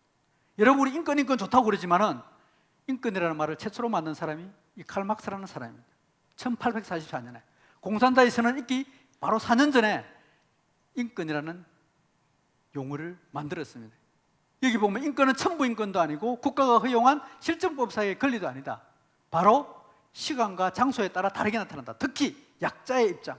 요새는요, 그 청소년들도 알바하는 사람들도 갑을 관계가 생긴다 그러더군요. 먼저 좀 들어간 사람이 갑이고 늦게 들어온 사람이 을이고, 그 다음에 비정규직도 그 갑이 있고 을이 있다고 막 그러더라고요. 이게 이제 막사상이 막 들어가니까 그래요. 또 버스 타면 같은 노동자인데도 한쪽에는 정규직이고 한쪽은 비정규직이고 이렇게 막 나뉜다고 그러더라고요. 이 사람들의 주장은 한 가지는 무조건 이 약자에게 먹은 인권을 뒤집어 씌운다는 겁니다. 이게 상대적 인권이라고 합니다. 이 인권을 칼 막스가 주장했습니다. 이게 오늘날 전 사회를 휘둘고 있는데 우리는 그냥 인권하면 천부 인권, 그 사람을 존중해 줘야 돼 그렇게 생각하고 있다는 거예요. 여러분 그 사람 너 인권이 있어 그러는 순간 이제 이 상대적 인권이 들어간다는 사실입니다. 제가 이제 이번에 논문을 적으면서 인권을 이렇게 4가지로 구분해 놨습니다. 이 칼 막스의 인권도 같이 포함시켜 가지고 이걸 제대로 알지 못하면 이제 우리 사회는 뒤죽박죽이 되고 혼란스럽게 될 것 같아가지고 이렇게 만들었습니다. 우리가 생각하는 인권은 뭐예요? 제일 먼저 우리는 천부적 인권입니다. 우리는 하나님의 형상입니다. 그렇죠? 하나님의 형상. 여러분 하나님의 형상에 대해서 나는 하나님의 형상, 이런 형상을 가지고 있다 한번 답해 볼 사람이 있어요? 그러면 이 책을 이거 제가 선물로 드릴게요. 나는 하나님의 형상이다. 여러분 하나님 형상 맞잖아요. 그럼 하나님 형상이 뭐가 하나님 형상이에요? 나는 하나님 형상이다. 제일 첫 번째 하나님의 형상. 천부적 인권을 받았고 하나님이 모양으로 우리 인간을 만들었잖아요. 여러분 하나님 형상 닮았다 이야기하는데 그럼 뭐가 하나님 형상이에요? 제일 첫 번째가 우리 인간에게는 하나님이 준 언어가 있어요. 하나님 형상. 하나님이 태초에 뭐가 있죠? 하나님까지 가진 게 말씀이고 우리 인간이 가진 언어예요. 하나님이 태초에 뭐라고 하죠? 말씀도 있고 예수님도 말씀이 있고 이 말씀이에요. 우리 인간은 언어가 있어요. 하나님의 형상. 두 번째가 뭔가 하면 자유예요. 하나님이 우리 인간에게 준 자유입니다. 출애굽기에 보면 하나님은 스스로 있는 자라고 있습니다. 그렇죠? 하나님은 본래 혼자 스스로 있다고 그랬잖아요. 그 하나님 우리에게 준 것이 뭐냐? 자유입니다. 여러분에게 또 무엇이죠? 언어도 주었고 자유도 주었고 또 한 가지가 있는데 그게 하나님 형상 중에 그게 거룩이라는 거예요. 하나님은 거룩하니 나도 거룩하라. 우리 인간에게 뭘 주느냐? 양심이라는 게 있습니다. 이걸 하나님의 형상이라고 이야기하고 있습니다. 이게 천부적 인권에 포함되어 있는 거예요. 그 중심은 철저하게 하나님 중심입니다. 하나님 빼버리는 그 순간 안 되는 거죠. 이게 천부적 인권입니다. 그런데 사람들이 천부적 인권 이거 하나님 좀 빼버리고 싶어. 왜? 우리 인간이 잘 살고 싶어. 그게 뭐야? 보편적 인권이에요. 오늘날 우리 사회에서 밖에서 사람들 천부적 인권하면 야, 그 하나님 빼고 이렇게 하는 거예요. 이게 이마누엘 칸트라는 사람이 만들었습니다. 보편적 인권. 이마누엘 칸트가 여러분도 혹시 여러분들 자녀들 중에 저희 딸 이름도 하은입니다. 하나님의 은혜 가지고 신앙생활 잘해라 그래가지고 부모가 신앙의 유산을 물려주기 위해서 이름을 지어줍니다. 아마 우리 사랑하는 자녀들이 그런 이름을 많이 지었을 거예요. 이마누엘 칸트라는 사람도 이마누엘 아버지가 부모님이 이마누엘에게 이마누엘 하나님이 우리와 함께 계시다. 너 하나님 너하고 있어. 그래서 지어줬습니다. 그런데 이마누엘이 어떤 이야기를 했느냐? 하나님이 우리와 함께 계시다 게 아니라 하나님이 우리와 함께 계신 것처럼 해야 된다. 밖에 나가서 내가 생활하려고 그러면 예수 믿고 있는 거 표 안 내고 하나님이 있는 것처럼 해야 된다. 이 이마누엘 칸트가 주장합니다. 그러면서 인간의 이성으로 접근해요. 인간의 이성을 내세움. 여러분 오늘날 모든 신학교에서 저 깜짝 놀랐습니다. 이마누엘 칸트가 어마어마한 것처럼 합니다. 신학생들에게 밖에 나가서 너희들 하려고 그러면 이마누엘 칸트처럼 배워야 돼. 여러분, 우리가 신앙생활 하면서 저도 그런 때도 있어요. 야, 밖에 나가서 내가 예수, 이제 목사가 되니까 그래 안 하는데 평신도에 있을 때, 야, 안수 집사가 돼가지고 안수 집사를 표를 내 말어. 앞에 높은 사람하고 식사할 때 높은 사람 앞에 나오고 기도하려고 그러면 이게 끔찍해. 예수 믿는 거 표 내 말아. 밥 먹어 그냥 말아. 그런데 기도하면 예수 믿는 거 표내잖아요. 그게 뭐예요? 벌써 하나님은 있는데 있는 것처럼 하는 거죠. 하나님 있으면 있는 거지, 없으면 없는 거지. 어중간하게 타협하는 모습. 이게 보편적인 인권이에요. 인간들끼리만 잘해보자. 세 번째가 상대적 인권입니다. 이게 칼 막스가 주장하는 인권이에요. 상대적 인권. 특정 계급만 있는 거. 지금 오늘날에는 어디까지 왔느냐? 이제 시간이 없기 때문에 자의적 인권입니다. 성적 자기결정권, 성별 자기결정권, 임신 중단 자기결정권, 낙태도 내가 마음 놓고 할 수 있어. 성행위도 내가 마음 놓고 할 수 있어. 내가 남자 여자 마음 놓고 바꿀 수 있어. 이게 성별 자기결정권이에요. 이게 자의적 인권입니다. 이게 행복 추구권으로 나타납니다. 이걸 인권으로 다 이제 풀어가지고 이번에 제가 넣었는데, 이건 다음 시간에 있으면 오고, 오늘은 여기까지만. 그 주체 중심이 하나님 중심이냐, 인간 중심이냐, 소수자 중심이냐, 결국은 나 중심이냐, 이렇게 흘러가고 있다는 사실을 여러분 아시면 되겠습니다. 이 공산주의는 이 프롤레타 독재, 유토피아입니다. 너나 내가 없이 잘 먹고 잘 살자. 일은 조금 하고 넉넉하게 살고, 교육은 국가에서 시켜주고, 병나면 무상으로 치료해주고, 그 다음에 능력에 따라 일하고 필요에 따라 분배하고, 계급을 타파하고 남녀 평등을 실현하자. 이게 유토피아. 공산주의만큼 유토피아 좋은 게 없어요. 여러분, 유토피아 꼭 필요합니다. 일상 살아가면서 우리가 잘 먹고 잘 살 수 있다는 유토피아는 없으면 우리의 살아갈 힘이 없어요. 내가 지금은 좀 못 살지만은 우리 자녀들 시대에는, 또 내가 늙었을 때는 좀 더 편안하게 살 수 있다. 그래서 열심히 일하잖아요. 이게 유토피아예요. 우리가 예수 열심히 있는 이유는 영원한 하늘나라 저 천국을 바라보면서 예수님과 함께 마지막에 저 천국에 가서 또 오실 예수님을 기다리면서 우리는 유토피아를 보고 살아갑니다. 이 공산주의가 유토피아를 내세워요. 근데 그 유토피아가 영원한 하늘나라가 아니라 이 세상에서 인간의 힘으로, 인간의 능력으로 잘 먹고 잘 살자. 지금 평등을 내세워서 모든 사람을 현혹시키고 있어요. 이 예수가 없고 성경 말씀이 없는 사람은, 모든 사람은 그렇게 따라갈 수밖에 없는 사실입니다. 그 지금 따라가는 거예요, 모든 사람들이. 우리가 보면 현 정부가 조금 이따 제가 놓을 겁니다. 도저히 따라갈 수 없는데 왜 따라가요? 바로 이 이상주의를 내세우기 때문에. 지급 알선해주고, 무상교육 시켜주고, 무상의료해주고, 공정하게 해주고, 평등하다 그러는데 누가 안 따라가요? 다 따라가지. 이게 오늘날 우리 지금 시대의 사회민주주의 체제, 법을 통해서 세상을 유토피아로 만들겠다. 이게 마지막에 제가 설명드린 차별금지법, 평등법이라는 게 이제 나타납니다. 자, 이 막스라는 사람이 누구냐? 조금 설명해 드리겠습니다. 여러분 자녀들이 잘못 가르치고 지식에 조금 엇들어지면 여러분 칼 막스와 똑같은 사람입니다. 이 사람이 유태인 집안의 랍비 집안입니다. 자기 아버지가 정말 똑똑한 사람이고, 이 칼 막스가 얼마나 똑똑한 사람이냐? 철학 박사였습니다. 23살에 신문사 사장까지 했어요. 고등학교 때 첫 기고문이 뭐냐? 칼 막스가 고등학교 때 첫 제목이 이 제목이었습니다. 그리스도와 신자의 연합. 고등학교 때 얼마나 똑똑했으면, 여러분, 내가 교회 나와서 밖에 나가서 어떻게 밖에 있는 사람들과 그리스도가 어떻게 해야 될 것인가, 고등학교 때 그 논문을 적어서 지금도 명문으로 남아 있습니다. 이걸 칼 막스가 고등학교 때 3편의 논문을 적었는데 그렇게 적었어요. 졸업 증명서에 이렇게 되어 있습니다. 기독교 신앙과 윤리에 대해서 지식이 매우 명확하고 건전하다. 기독교 교회사에 대해서 상당히 깊이 이해하고 있다. 이게 칼 막스의 고등학교 학습부에 기록되어 있는 사람입니다. 그런데 이 사람이 오늘날 전 세계 국가의 지구상의 절반의 국가를 지배하게 만들고 1억 명 이상을 죽이고, 오늘날도 많은 사람들 혼란케 하는 위대한 사상가, 가짜 유대한 사상가죠. 사탄의 수괴자, 교회를 무너뜨리는 핵심 인물이 되었을까? 여러분, 오늘날 기독교를 공격하는 사람들이, 오늘날 예수님을 공격하는 사람들이 절대 밖에 있는 저 멀리 있는 사람들이 아닙니다. 예수님을 십자가에 못 박은 사람들도 대제사장들이고 유대인이었고 사두개인이고 바리새인, 가장 가까운 내 사람이었습니다.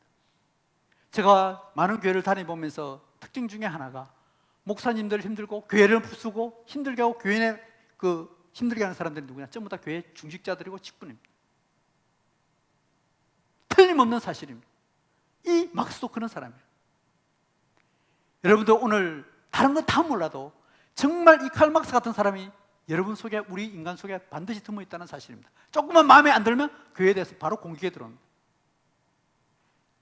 이 칼 막스가 어떤 자녀를 두는데 자녀는 되게 많아졌어요. 7명 플러스 1명입니다. 혼외 자녀까지 두었습니다. 가정생활의 영, 여자를 되게 밝혔습니다. 그리고 그 하녀 할렘 사이에 불륜하도 만들어서 그 1명입니다. 사생하고. 그런데 7명 중에서 4명은 굶어 죽었어요. 아주 아사했습니다. 그리고 딸 2명은 자살했고 마지막 1명도 단명했습니다.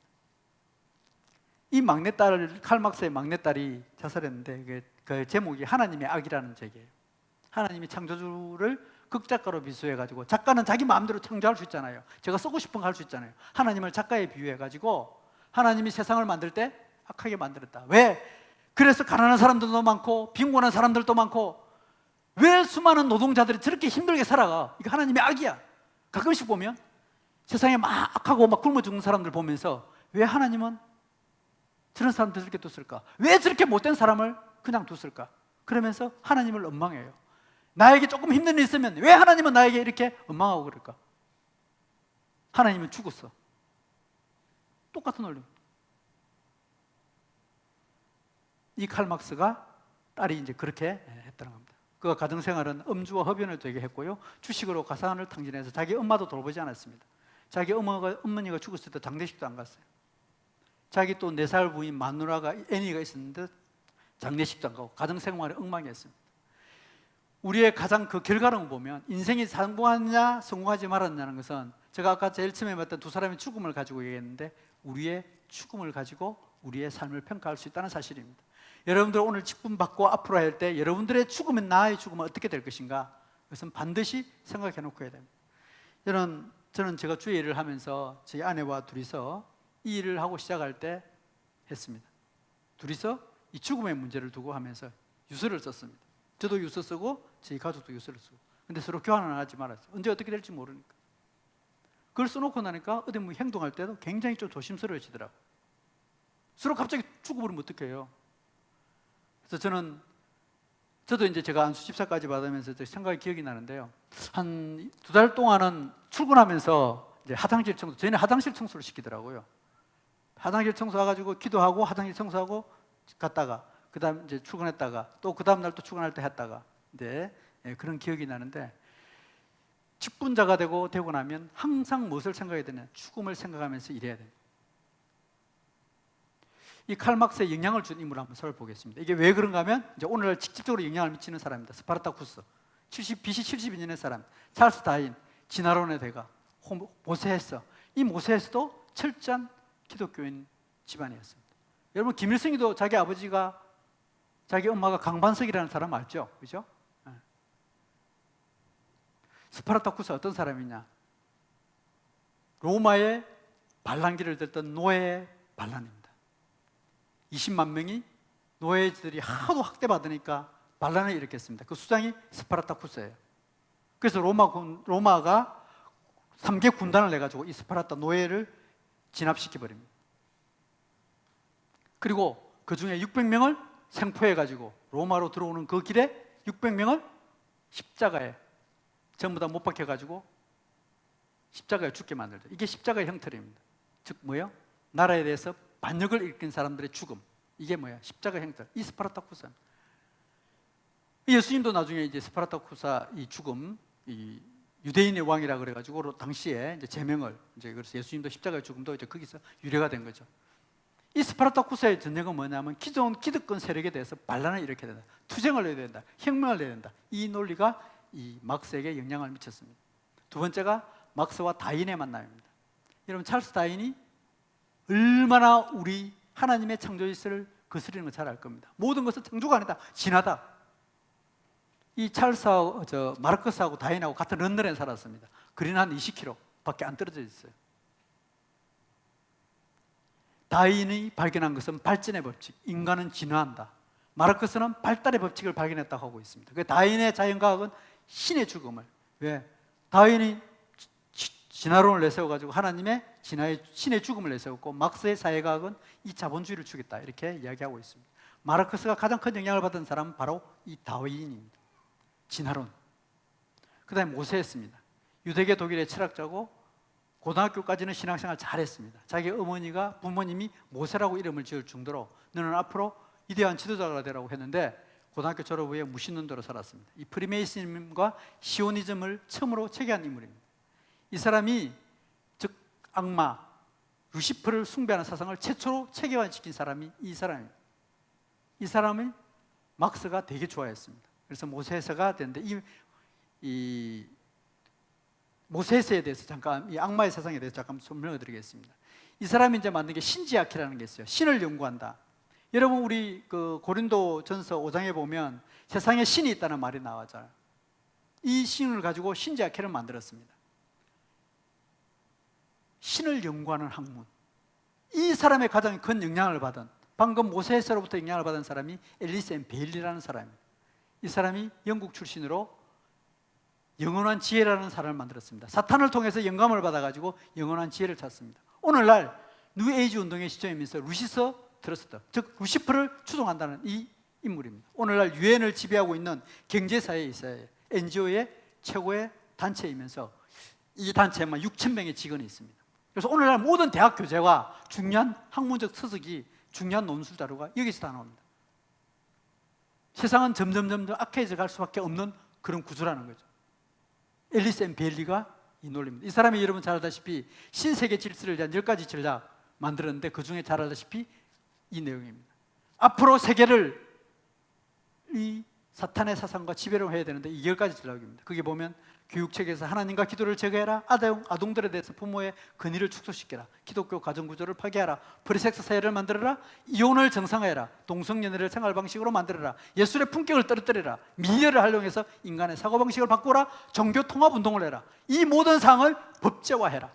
지금 오늘날 정확하게 이게 맞아떨어지고 있다는 사실에 등골이 오싹할 따름입니다. 이게 무려 100년 전에 이야기했는데 오늘날 이게 맞아떨어지고 있다는 사실. 여러분, 우리가 지금 진짜 예수 그리스도를 의지 안 하면, 그분을 성경의 말씀을 의지 안 하면 이렇게 따라갈 수밖에 없다는 사실입니다. 그렇게 세상을 끌고 가고 있어요.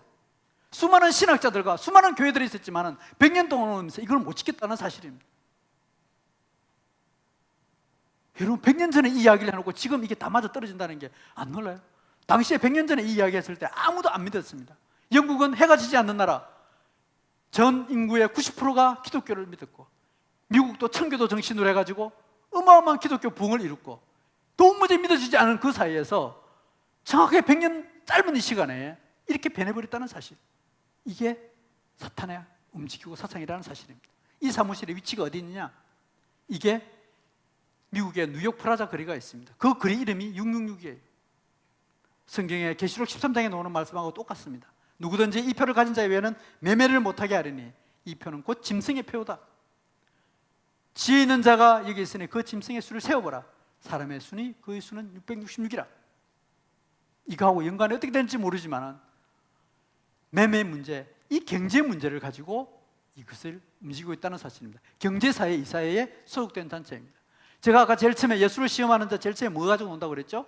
경제 문제, 먹는 문제 가지고 논다고 그랬잖아요. 이 앨리스 베일리가 있는 루시스 트러스트에서 오늘날 수십만 달러를 가지고 전 세계 지금 지배하고 있다는 사실입니다. 그 조건이 있습니다. 첫 번째, 우리 아이들을 교육시키는 조건을 작용해달라. 두 번째, 인권과 젠더를 가르치게 해달라. 전 세계가 지금 악의 세력이 지배하고 있다는 사실을 너무너무 잘 알 수 있습니다.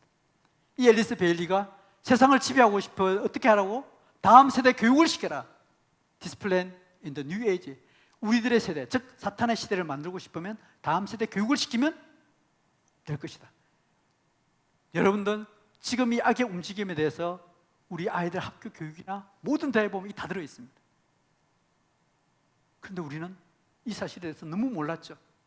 100년 동안 이 들어오는 걸 전혀 몰랐죠. 그냥 다 뺏겨버린 거예요. 또 한 가지 내세운 것이 평화였습니다. 여러분, 100년 전에 세상에 평화를 내세우면 모든 사람들을 현혹시킬 수 있을 것이다. 미혹시킬 수 있을 것이다. 제1차 세계대전, 제2차 세계대전, 베트남 전쟁, 전부 다 1, 2년 전에 뭐가 만들어졌어요? 평화조약이 만들어졌습니다. 평화협약이 만들어졌습니다. 평화회라는 이름을 해놓고 그 다음부터는 바로 전쟁이 일어났습니다. 앨리스 베일리가 바로 이런 이야기를 했다는 사실입니다. 평화? 절대 인간의 힘으로 평화가 될 수가 없습니다. 인간의 힘으로 할 수 있는 것은 힘의 균형밖에 없습니다. 그래서 우리 하나님께서는 전쟁은 하나님께 속한 분명히 이야기하고 있습니다. 앞으로 평화 문제를 내세우면 모든 사람들은 다 현혹될 것이다. 이 이야기를 이 앨리스 베일리가 주장을 했습니다. 고린도후서 11장 13절에 보면 사탄도 자기를 강명한 청사로 가정한다고 분명히 이야기했습니다. 사탄의 일꾼들도 자기를 의의 일꾼으로 가정하는 것이 큰일이 아니냐. 이것은 오늘 특별히 직분자들에게 하는 이야기입니다. 저는 여러분들 중에서도 특히 제가 우리 많은 분들 만나는데 목회자들을 많이 만나면서 이 목회자들이 이 분별을 못해가지고 이것이 헷갈릴 때가 있어요. 목회자가 한번 헷갈려버리면 밑에 성도들은 끝나는 겁니다. 자기 혼자 지옥 가는 건 좋은데 그 밑에 있는 교인들이 그 잘못해가지고 지옥으로 끌어가면 그 책임은 누가 질 거예요? 그럼 예수님께서 그랬잖아요. 차라리 연자맷돌을 메고 물에 빠져 죽어라. 그게 차라리 낫다. 하나님의 일꾼이라고 하면서 사탄의 일꾼이 되어 있는 그런 것은 너무너무 흔하게 봅니다. 정말 많이 봅니다. 지금 연말까지 15,000개 교회가 무너지는데 그 속에 무너진 조금 안쪽에 들어가 보면 전부 다 그 속에 일꾼들, 하나님의 일꾼들, 그 사람들이 교회를 불러일으켜요. 지금 우리 교회가 이제 36주년 돼가지고 수많은 일꾼들을 세웁니다. 저는 한 사람도 이게 사탄의 일꾼이 안 설 거라고 하는데 이 개혁이라는 이름으로 이 교회를 바꾸려고 하고 제도를 바꾸려고 하고 자기를 내세웠을 때 이는 엄청난 파물이 난다는 사실, 이걸 성경에서 경고하고 있다는 사실입니다. 자, 이제 조금 더 나아가서 세 번째입니다. 이 네오마르크시즘이 오늘날 어떻게 우리들의 영향을 미치는지 한번 보겠습니다. 이게 오늘날 포스트 모더니즘이라고 하고 있습니다. 포스트 모더니즘, 되게 어려운 말 같지만은 조금만 풀어쓸게요. 제일 첫 번째, 인본주의, 철저하게 사람 중심. 오늘날 모든 형태, 정치, 경제, 사회, 문화, 심지어 신화까지도 철저하게 인본주의입니다. 사람 중심. 이게 가장 첫 번째 단어가 인권이라는 단어예요. 두 번째가 다원주의입니다. 다 좋아. 비판하는 거 싫어해. 다른 사람 싫어하는 거 싫어해. 건면하는 거 싫어해. 다원주의. 그리고 상대주의, 후기구조주의. 그리고 인간의 이성, 합리가 세상을 지배하는 사회. 그래서 인간의 행복을 추구하자. 이게 포스트 모더니즘이라고 하고 있습니다. 이걸 조금 더 보면 인간의 욕망을 합리화시킨 겁니다.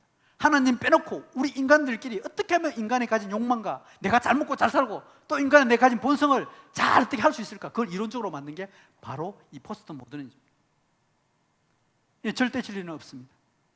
제가 한 가지만 예를 들어보겠습니다. 여러분들 중에 이제 우리 직분자들이니까 삼위일체에 대해서 이제 아우구스티누스가 삼위일체론을 주장했잖아요. 삼위일체론에 대해서 먼저 정확하게 알아야 됩니다. 이 잘못 모르면 빠지고 있습니다. 성녀가 만든 산상수훈, 무슬림 영화제 주요 상에 수상했습니다. 가톨릭, 기독교, 개신교, 이슬람교 등 세계 종교가 만든 국제 영화제에서 예수님 복음상, 새로운 시선상 수상했습니다. 주요 국제 영화제 상 다 받았어요. 대스님이 연출한 기독교 영화 산상수훈, 4대 종당. 이 핵심은 뭐냐면 불의사상입니다. 우리가 삼위일체 사상이 있다 그러면 불교에는 불의사상이 있어요. 모든 것은 하나다. 모든 진리는 하나로 다 통해. 그게 뭐냐? 믿으면 돼. 이 논리입니다. 불의사상 나누신 건 없어. 그런데 그걸 가지고 산상수훈을 만들어서 이게 어느 정도까지 영향을 미치느냐? 주요한 종교 행사에서, 주요 신학교에서 학생들에게 전부 다 가르칩니다. 어느 정도까지 가르치느냐? 여기 한번 좀 보겠습니다. 본질과 현상과의 관계를 스님이 성경을 통해서 논증함으로써 모든 종교에서 말하는 본질은 똑같다. 이게 불의사상이에요. 모든 종교에서 말하는 본질 사상은 뭐예요? 인간이 잘 먹고 잘 사는 거 아니에요. 그 본질은 같다. 기독교 배우가 스님 감독과 함께 한 영화, 그리고 주요 신학교에서 천주교 교황부터 시작해서 다 이 영화에 대해서 좋다고 하고 있습니다. 엄청난 돈도 벌었습니다. 미국의 주요 신학교에서, 우리나라 주요 신학교에서도 일부 이 영화를 보고 있습니다. 거기에 보면 중요한 논리 하나가 이 삼위일체론이 나옵니다. 여러분 어느 정도 지식이 없으면 이게 현혹될 수가 있습니다. 이건 시간이 많이 갔기 때문에 이 부분을 생략합니다. 이분의 신학적인 용어는 양토론입니다. 양태론. 삼위일체가 정확하게 성경에 어떻게 설명되어 있는지 여러분들 많이 공부하셔야 벗어날 수가 있습니다.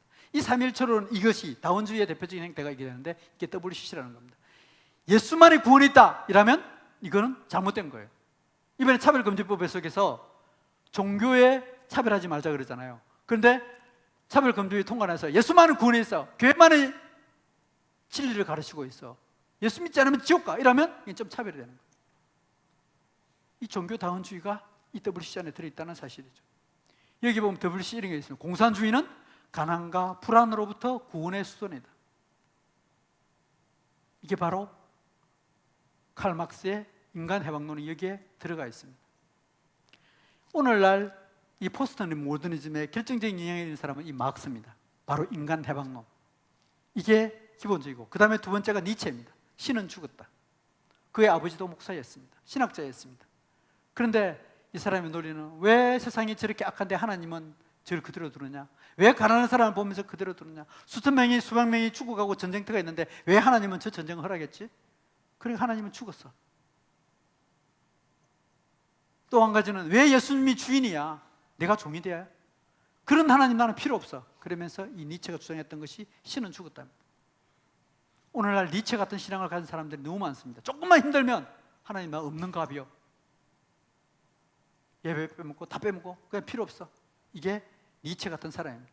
세 번째, 인간의 가장 기본적인 욕구, 성의 욕구를 가지고 들어오는 프로이드.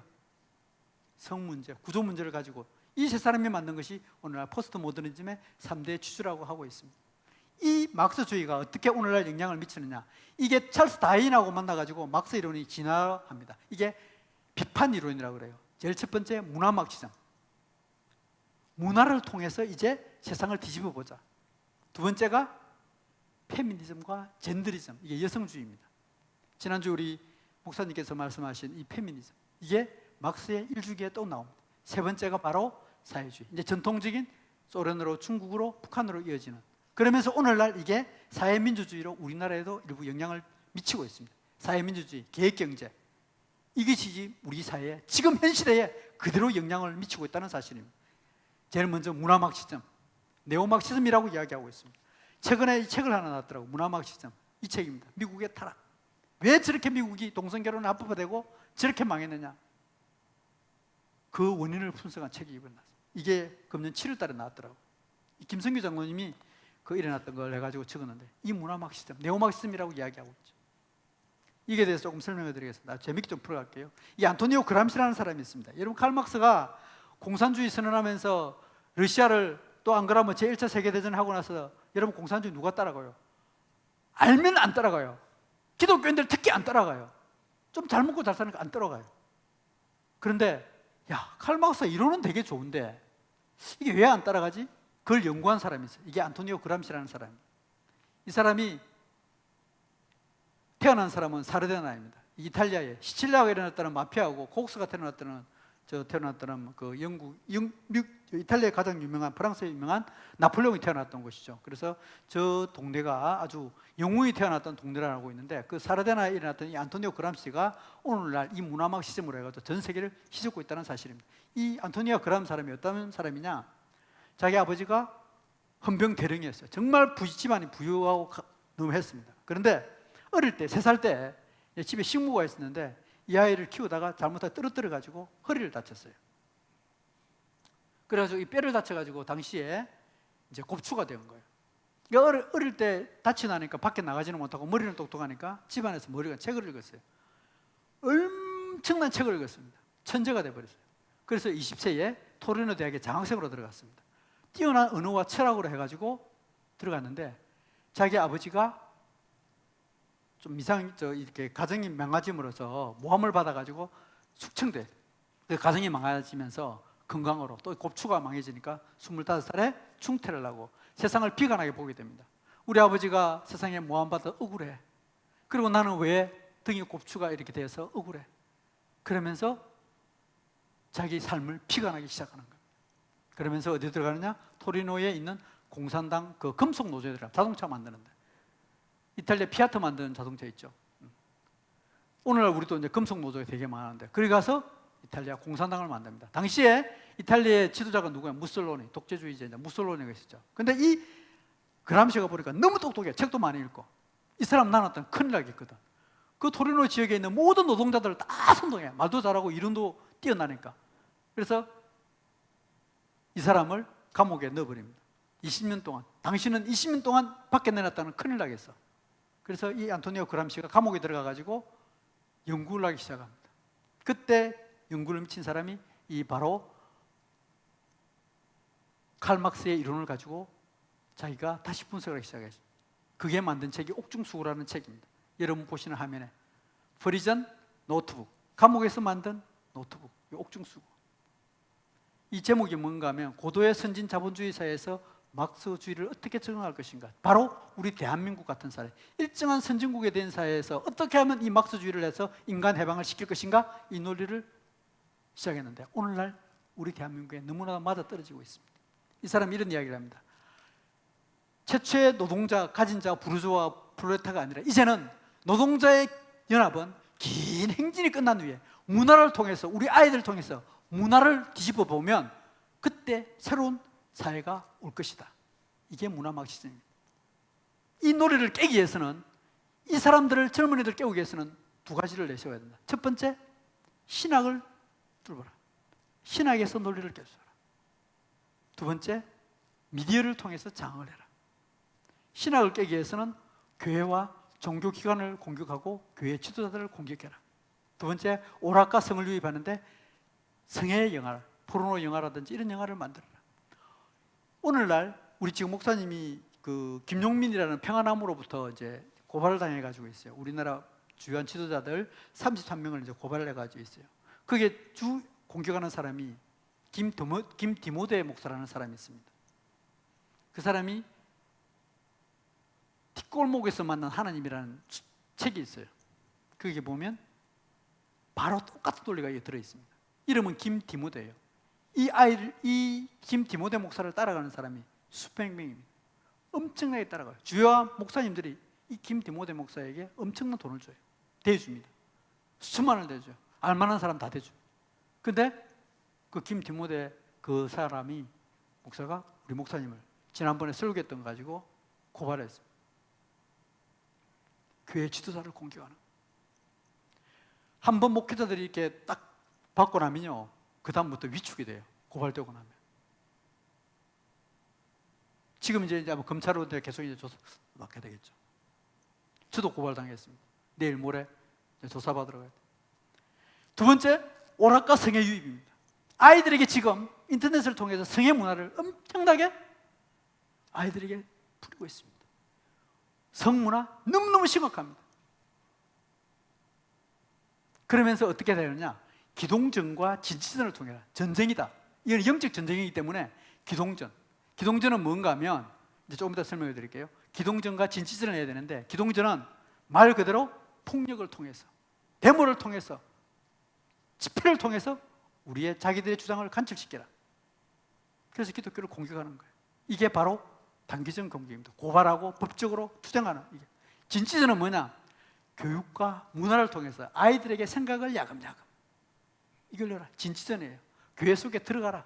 교회 개혁이라는 이름으로, 윤리라는 이름으로 들어가서 교회 사람들의 마음을 변화시키라. 바로 여러분들의 마음 속에 지금 교육과 문화를 통해서 은연중에 들어오고 있다는 사실입니다. 이게 바로 진치전입니다. 이게 안토니오 그람시가 주장을 했어요. 이 사람들의 주장은 철저하게 교회를 무너뜨리는 그런 주장이 들어있습니다. 그러면서 헤게모니를 장악해라. 전 분야에 대해서 지배적 입장의 주도권을 장하라. 교회에 들어가서도 열심히 일하는 척해서 수석 장로가 되고, 안수 집사나 근사에 가서도 회장이 되고, 그래서 주도권을 장악해라. 그때는 지적으로 도덕적으로 우월성을 내세워서 그것을 지배를 해라.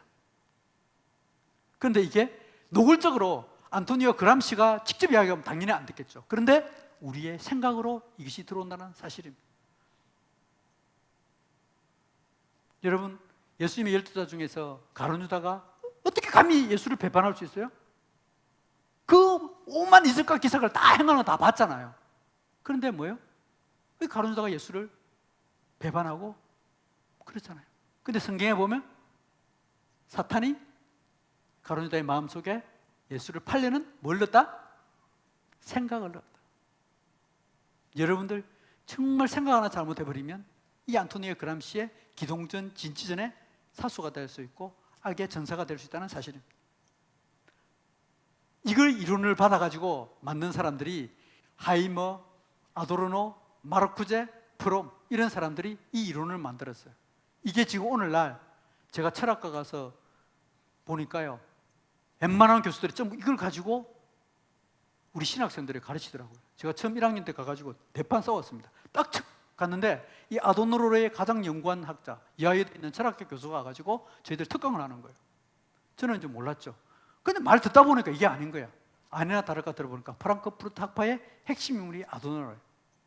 이걸 지금 우리 신학생들에게 넣고 있다는 사실입니다. 프랑크푸르트 학파는 마르쿠스주의자들의 모인 노아의 방주였다. 이게 한겨레 신문의 보도입니다.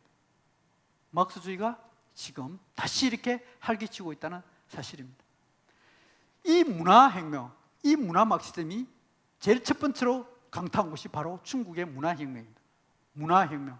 이 문화혁명이 들어가면서 뭔가 하면 가장 먼저 질서를 무너뜨립니다. 부모의 권위를 무너뜨리기 시작합니다. 문화혁명 때 자기의 부모들, 자기의 스승을 전부 다 뭐라고요? 찔러 죽이잖아요. 홍위병들을 통해 가서. 이게 중국의 문화혁명이었습니다. 4천만 명이 죽었잖아요. 이게 문화라는 이름으로 중국이 있어요. 중국의 문화혁명하고 공산혁명 문화혁명하고 볼셰비크 혁명하고 차이 납니다. 볼셰비크 혁명은 레닌이 폭력을 들고 칼을 들고 총을 들고 뒤집었다면 이 중국의 문화혁명은 아이들의 교육을 통해 가지고 아이들의 생각을 바꿔서 자기 부모와 자기 스승을 공개하게 만들었어요. 이게 바로 문화혁명이잖아요. 자기 스승을 목매달고 자기 부모가 바로 못 찔러 죽이고 애들 못 찔러 죽이니까 교차해가지고 찔러 죽이게 만들고, 이게 바로 중국의 문화혁명이었습니다. 그 뒤에 영향을 받았던 것이 바로 프랑스 68혁명, 문화혁명. 불가능한 것을 가능한 것이라. 이게 바로 성해방 사상이었죠. 야, 기숙사에서 왜 남녀 간에 같이 못 자? 밤 10시마다 왜 통금 금지해? 교회에서 왜 프리섹스 안 가르쳐? 불가능한 것을 요구하라. 총파업을 하겠습니다. 당시에도 전부 다 아이들이 10대, 20대의 아이들이었습니다. 이 아이들이 바로 68혁명, 전 유럽을 다 휩쓸어버렸죠. 전 유럽도 마찬가지입니다. 유럽에 가면 처칠 동상회라든지 중국에 있던 모든 문화가 다 한꺼번에 다 무너졌죠. 영국이나 유럽 교회가 왜 무너졌느냐? 68혁명 이후에 대처를 못했습니다. 그 교회가 쑥대밭이 돼버리고 그 되면서 지금은 무슬림 세상으로 가버리고 있습니다. 이게 바로 68 문화혁명이라고 하고 있죠. 이게 바로 잘 아시다시피 빌레엄 라이, 성혁명을 주장한 마르크스주의와 프로이드의 심리학을 결합시켰어. 이게 원래 자기 어머니가 바람 피워가지고 자기 스승이었죠. 이 빌레엄 라이의 가정교사하고 자기 엄마하고 이제 바람이 났습니다. 그게 들키니까 자기 아버지에게 탄론 내니까 자기 엄마가 자살했습니다. 그걸 보고 충격을 받고 인간의 가장 심리적인 게 뭐냐? 이걸 가지고 이제 오르가즘이라는 용어도 만들고, 이 성의 문제가 사람에게 가장 행복할 때가 언제냐? 인간이 가장 행복할 때가 성행위를 할 때인데 그 행위의 가장 최절정이 오르가즘입니다. 이 오르가즘이라는 용어를 처음으로 만든 이 사람입니다. 빌레엄 라이. 그래서 이걸 통해서 인간의 가장 바꿀 수 있는 가장 근본적인 게 뭐냐? 이게 성혁명이다. 인간이, 아이들이 언제 제일 거짓말을 먼저 하느냐? 이성의 문제에 눈뜰 때 거짓말을 한다. 이 논리를 했습니다. 그래서 아이들이 13세만 되면 성해방 마음 놓고 해줘야 돼. 이게 성적 자기 결정권을 내세우는 이론이 됩니다. 자유로운 성관계를 반대하는 이 세력을 없애버려야 돼. 그게 가장 먼저 어디예요?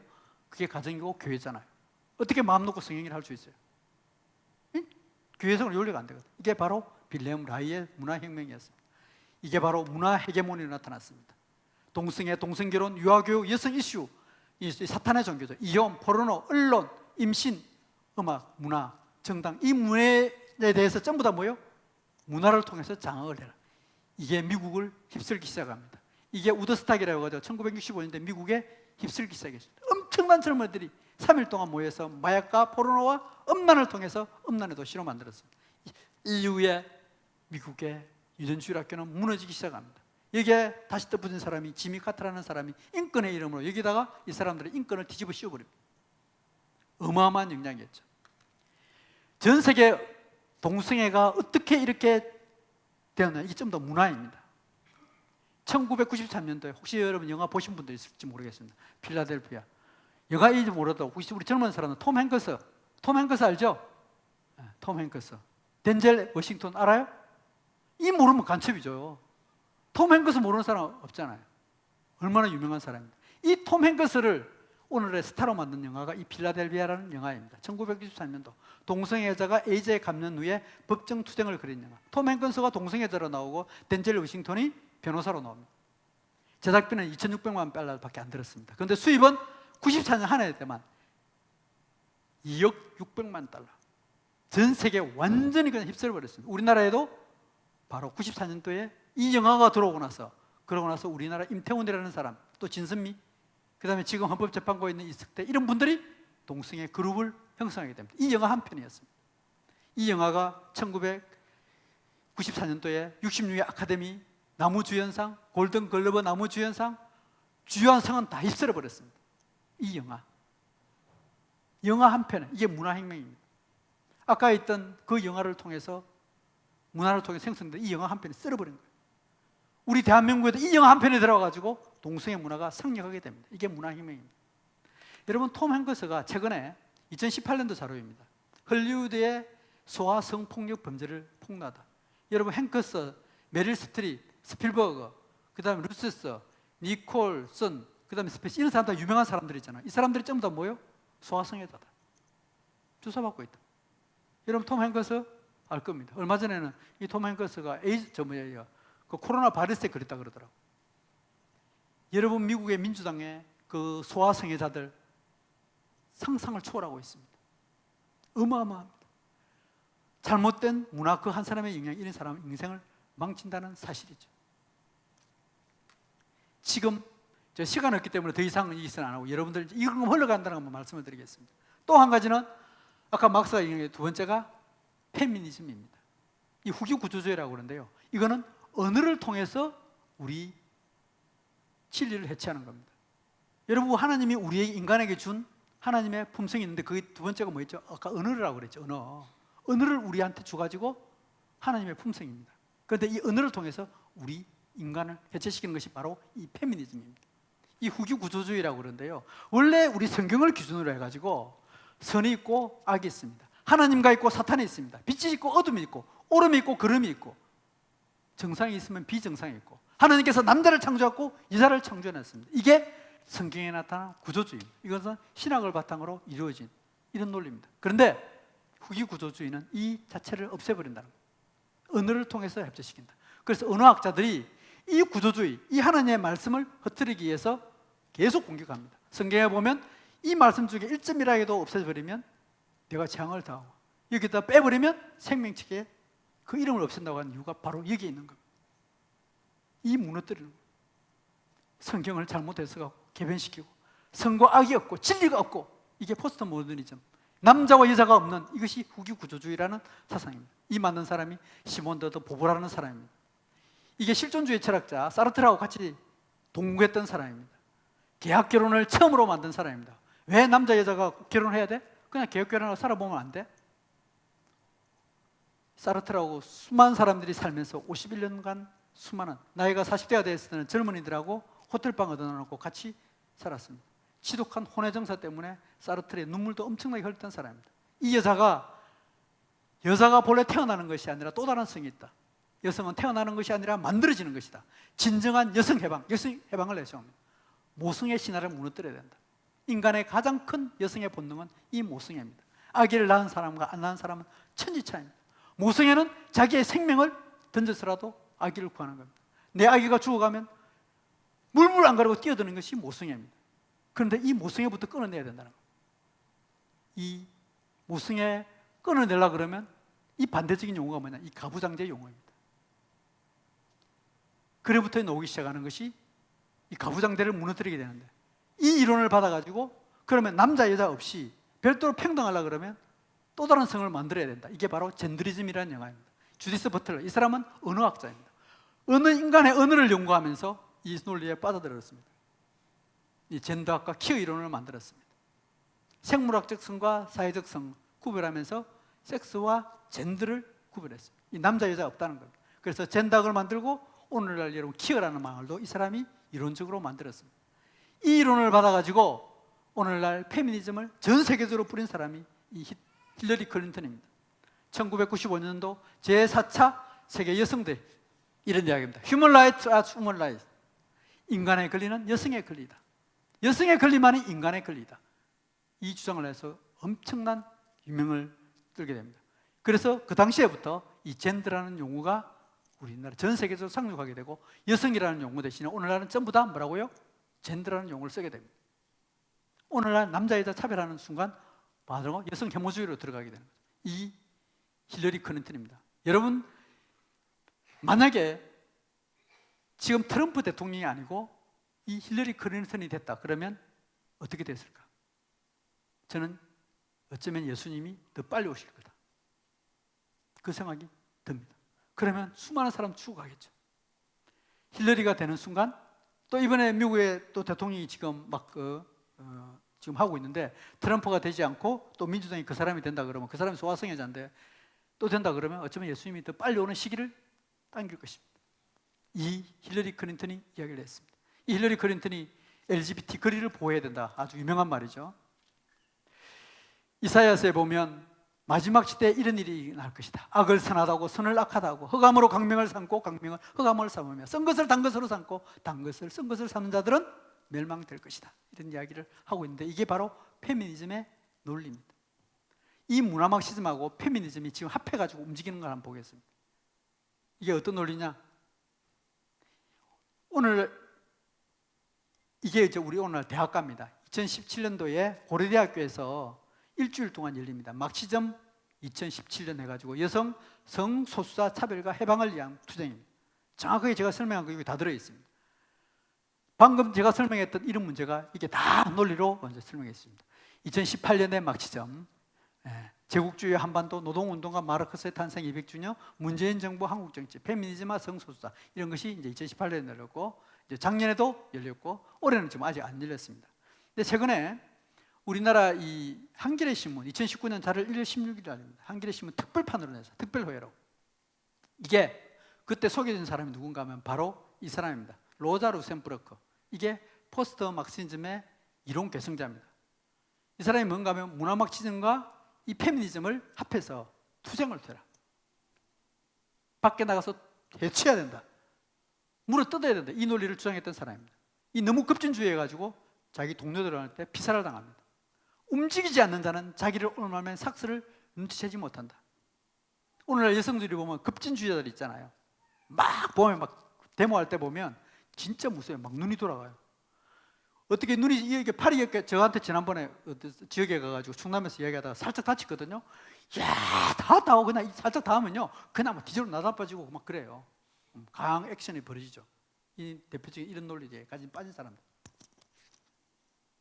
이 한겨레 신문에서 특별판까지 냈습니다. 이 논리가 지금 우리 아이들의 교재 안에 지금 다 들어가 있다는 사실입니다. 고등학교 YBM 복음 교과서에 이런 논리가 다 들어 있습니다. 성의 개념부터 들어가 있고요. 이 젠더 이런 논리를 방금 제가 설명했던 것이 우리 교과서 안에 지금 다 들어 있습니다. 여러분들의 자녀에 배우는 교과서. 성차별은 가부장적 남성 중심 문화에서 비롯되었다.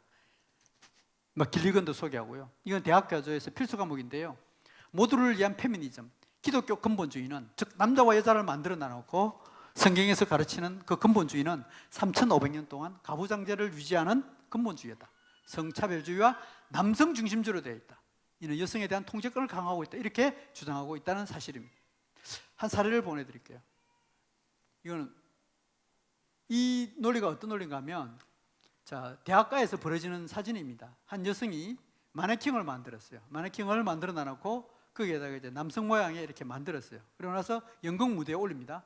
연극 무대에 올리면서 이제 보이 그러니까 덮어놓고 자의 행위를 하는 이제 서로 이런 모습을 보여줍니다. 이게 이제 관중들이 보고 간음증을 유발하는 거죠. 내가 몸으로 사랑했던 사물과 기계를 보여드립니다. 그런데 이 연극이 잘 됐다고 해가지고 에르메스 재단 미술상을 주게 됩니다. 이제 이게 문화의 이름으로 들어가는 거죠. 인간의 행위뿐만 아니라 사물을 통해서 이게 이제 6세대 로봇도 이제 최근에 이제 많이 나오죠. 한 대학 교재를 제가 소개하겠습니다. 여성의 억압원인은 아빠, 엄마 구성의 정상가족 이데올로기가 가부장제 때문이다. 그래서 여성 해방은 가족관계를 해체시켜야 된다.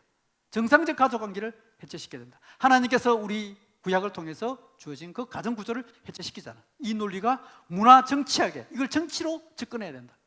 이게 뭐예요? 오늘날 우리 여성가족부가 이 논리를 주장하고 있는 거죠. 페미니즘의 역사는 자연의 개념을 해체한 역사이다.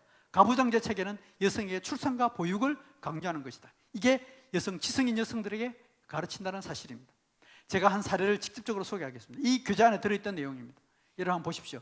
여기 한 할머니가 아기를 안고 있습니다. 그리고 두 남성이 있습니다. 한 사람은 자기 아들이고 한 사람은 그 아들의 신부입니다. 동성 결혼자죠. 이 가정이 어떻게 된 구조냐? 원래 이 할머니는 남매를 두었습니다. 아들 하나, 딸 하나를 두었습니다. 이 아들이 딴 남자하고 결혼을 했습니다. 남자끼리 결혼을 했습니다. 이 남자끼리 살다가 자식이 필요해요. 그래서 자기 남자의 정자와 자기 여동생의 난자를 배합을 시켰습니다. 그리고 착상을 시켜야 될 거 아니에요. 착상을 자기 엄마 뱃속에 착상을 시켰습니다. 이게 아이의 입장에서 보면 이 여러분 보기에 이제 제일 여러분 우측에 있는 여성이죠. 이 여성은 아이가 앞에서 고모도 되기도 하고 난자를 주었으니까 엄마도 되기도 하고 그 아들은 엄마도 되기도 하고 아빠도 되기도 하고 이 할머니는 할머니 되기도 하고 낳았으니까 엄마가 되기도 하고 형님이 되기도 하고 아빠도 되기도 하고 이게 이 교재 안에 들어있고 이게 민중에서 인정이 되었습니다. 이게 가족으로 인정이 되었습니다. 뭐 저럴 수도 있겠지. 저럴서 살아갈 수 있겠지. 그런데 이게 교재 안에 들어가서 이게 정상이라고 가르치는 순간 우리 아이들은 이걸 정상적 가정을 해체 개념으로 받아들일 수밖에 없다는 사실입니다. 이게 문화라는 이름으로 정치라는 이름으로 들어오고 있다는 사실입니다. 왜 성경이 남자와 여자 아버지 하나님만 있느냐 어머니 하나님은 없느냐 왜 남자 여자를 이렇게 만들었냐 성경 다 바꾸자 이러면서 새롭게 성경을 지금 바꾸려고 하고 있습니다. YMCA, YWCA에서 연합예배를 작년에 일주일간 들었습니다. 여성 해방을 논리를 위해서 내세웠습니다. 거기에 있는 기도문입니다. 내용을 보겠습니다. 모든 사람은 성적인 존재로 창조된 하나님의 형상이므로 신뢰와 젠더 감수성으로 이웃을 돌보도록 요청받은 우리는 성소수자 등 사회적 약자를 소중히 여기게 하시고 내가 우리가 우리 조직이 우리 나라가 전 세계가 젠더 평등의 신원으로 하나님의 은총과 자유를 경험하게 하옵소서. 아멘. 이게 기도문. 제가 이 설명했던 압축적으로 다 들어있습니다. 이게 우리나라 여성 운동을 일으켰던 YMCA, YWCA의 기도문으로 지금 다가오고 있다는 사실입니다. 페미니즘의 결혼관입니다. 여성의 결혼 거부는 강하고 독립적이고 자존감이 높고 남성의 결혼 거부는 헌신과 관련해서 비급자이고 미숙한 인간이다. 이게 페미니즘의 결혼관입니다. 우리 아이들, 여성들 특히 결혼 안 하려고 하는 이 논리가 이런 논리에 빠져 있습니다. 그러다 보니까 우리나라는 출산율이 저하 나타나는데 특징이 전 세계 모든 특징이 이 페미니즘이 들어갈수록 출산율은 낮아지더라. 이게 통계상으로 이렇게 나오고 있습니다. 그래서 우리나라는 앞으로 2030년이 되면 지금의 출산율이 뚝 떨어진다. 현재로 가면 자동적으로 대한민국의 문명은 사라진다. 이 논리가 이 페미니즘에서 나타날 수밖에 없습니다. 결혼은 감수하고 이혼은 장려된다. 가정에 의존하는 것이 아니라 국가에 종속됩니다. 가정이 붕괴되고 출산율이 저하되고 결국은 우리 노동력이었기 때문에 외국에서 노동력을 가져와야 된다. 결국은 페미니즘에 빠지면요 이혼과 노년 여성의 빈곤층이 늘어나더라. 이게 외국의 사례입니다. 대표적으로 스웨덴이 그렇습니다. 페미니즘 좋아하다가 결국은 쫄딱 망한다는 거죠. 남자 무시하다 보면 남자들이 나중에 결혼 안 하려고 합니다. 지금 오늘날 20대 애들이 왜 여성을 싫어하느냐 오히려 더 대결 구도로 나타나냐 바로 이 논리가 숨어 있다는 사실입니다. 마지막으로 지금 인민민주주의, 사회민주주의라고 하고 있습니다. 러시아를 거쳐 지금 북한으로 중국으로 이 경제가 실현되고 있는데 지금 우리나라에서 이걸 하려고 하고 있습니다. 기업 주도, 최저임금 주도로 해서 경제를 이끌어간다. 국가 간섭과 계획 경제를 통해서 이끌어가고 부익부 빈익빈을 해소하자. 왜? 평등을 내세웁니다. 경제민주화를 내세웁니다. 이게 이제 막스의 마지막 지금 현재 논리인데요. 이게 이제 원래 막스가 주장했던 경제적 문제를 접근했잖아요. 이거 논리를 한번 보겠습니다. 이게 이제 칼 막스가 주장했던 그 논리가 1930년도에 소비에트 사회주의 공화국 헌법으로 들어갔죠. 이게 인권의 논리로 접근했습니다. 그 인권은 노동자와 농민의 권리만 있었습니다. 그래서 인민은 노동, 휴식, 교육, 사회보장 등의 권리를 가진다. 그런데 러시아가 쫄딱 망해버렸죠. 이게 러시아에서 그래 됐고, 그 다음에 두 번째가 북한입니다. 1972년대 조선인민민주주의 공화국 헌법이라 그래가지고 그 속에도 보면 사람 중심, 인민이 먼저다. 사람 중심의 세계관이다. 인민 대중이 모든 것의 주인으로 삼고 있고 사람 중심의 사회 제도이다. 지금 오늘날 우리 교과서 안에서부터 자유민주주의 대신에 뭘 가르친다고요? 인민민주주의를 가르치고 있습니다. 여러분 자녀들 다 물어보면 다 압니다. 지난주에 제가 그 늘사랑교회 아니고 하늘정은교회 갔는데 거기에 이 사회윤리 과목을 가르치면서 이야기하더라고요. 이게 2년 전부터 내려왔대요. 자유민주주의 대신에 인민민주주의를 가르친다. 이게 북한하고 똑같습니다. 자, 이 논리가 들어가면 바로 몇 가지 특징이 있는데요. 여러분, 이인영 대표가 민주당 대표 총선 전에 이런 이야기를 했습니다.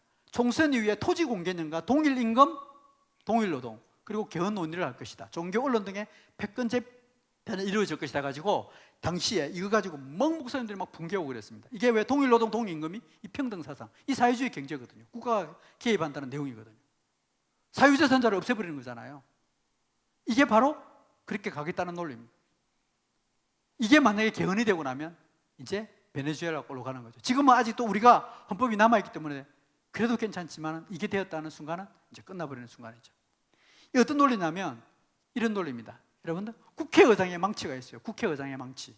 국회의장은 우리나라 서열 제2입니다. 국회의장의 망치가 법을 딱 통과되면 이 법이 통과되었습니다. 땅 그러면 통과되는 거예요.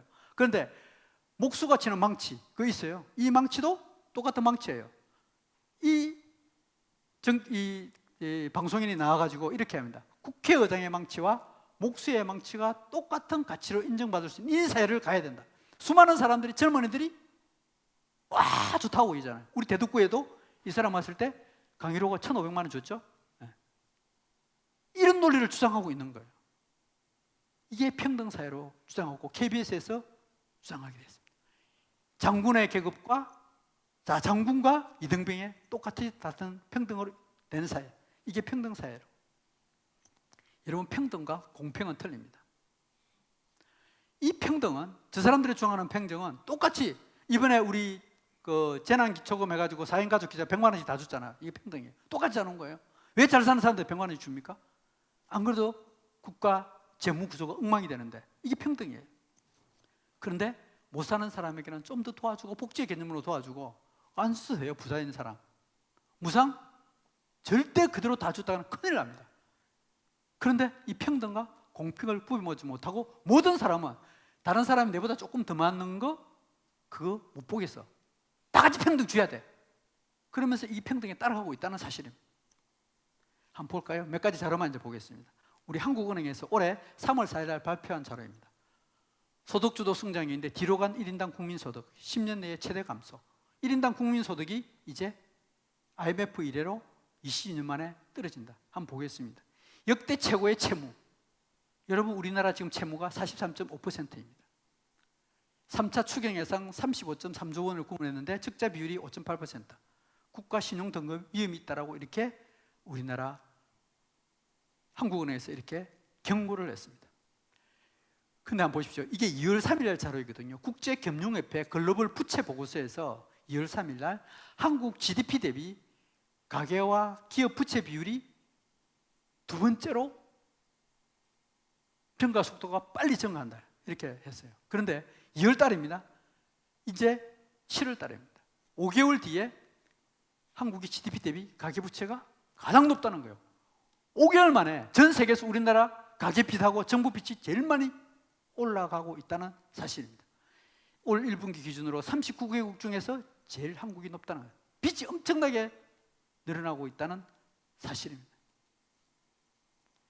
한겨레 신문입니다. 현 정부에 대해서 친정부 성한 한겨레 신문에서도 IIF, BIS, IMF를 통해서 한국 GDP 대비 가계 부채 비율이 세계 최고다. 이대로 가는 큰일 난다라고 지금 경고하고 있습니다. 한국의 국가 채무 비율이 올해 연말 되면 45%라고 그러는데 IMF 기준으로 하면 벌써 106%로 넘어갔다는 사실입니다.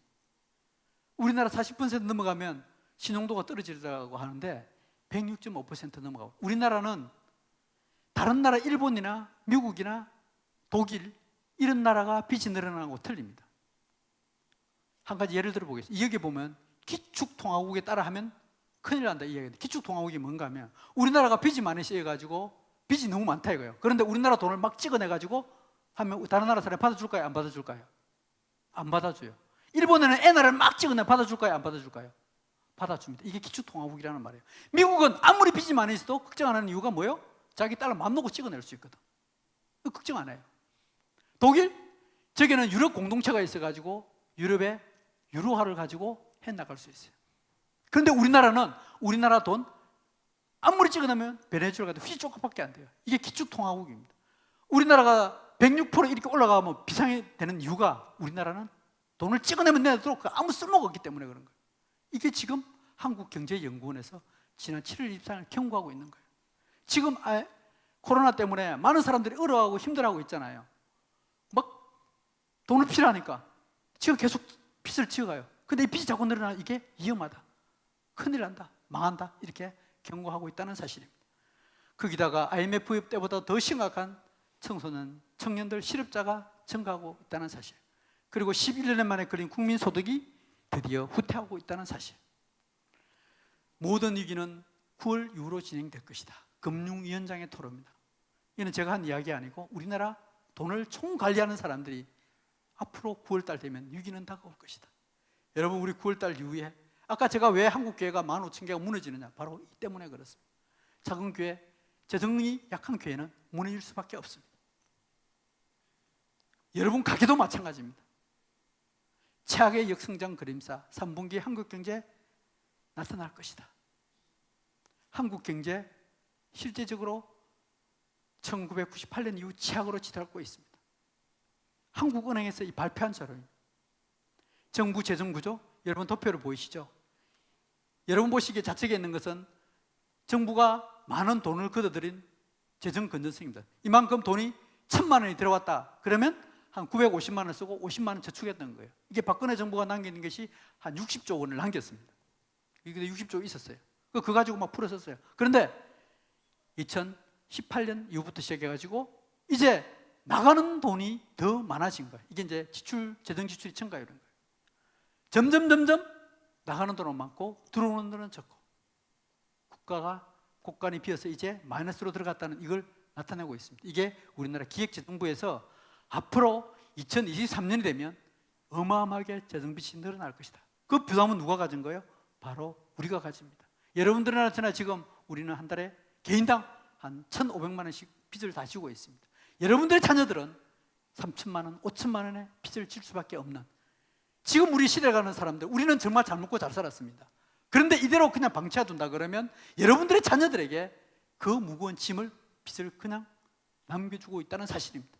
특히 우리는 노령인구로 들어가기 때문에 더더욱 더 그렇습니다. 이게 지금 바로 계획경제 때문에 나타나는 현상입니다.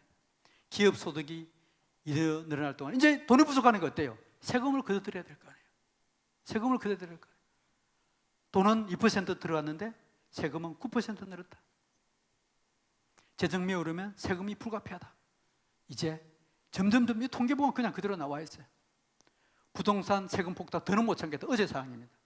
야, 조세청 세금 못 내겠다. 처음에 300명 모이려고 그러던데 어제 청계천에 그 코로나 사태를 두고 자발적으로 사람이 5,000명이 모였다 그러더라고요. 여러분 성경에 보면 솔로몬이 가장 지혜로운 왕으로 나와 있습니다.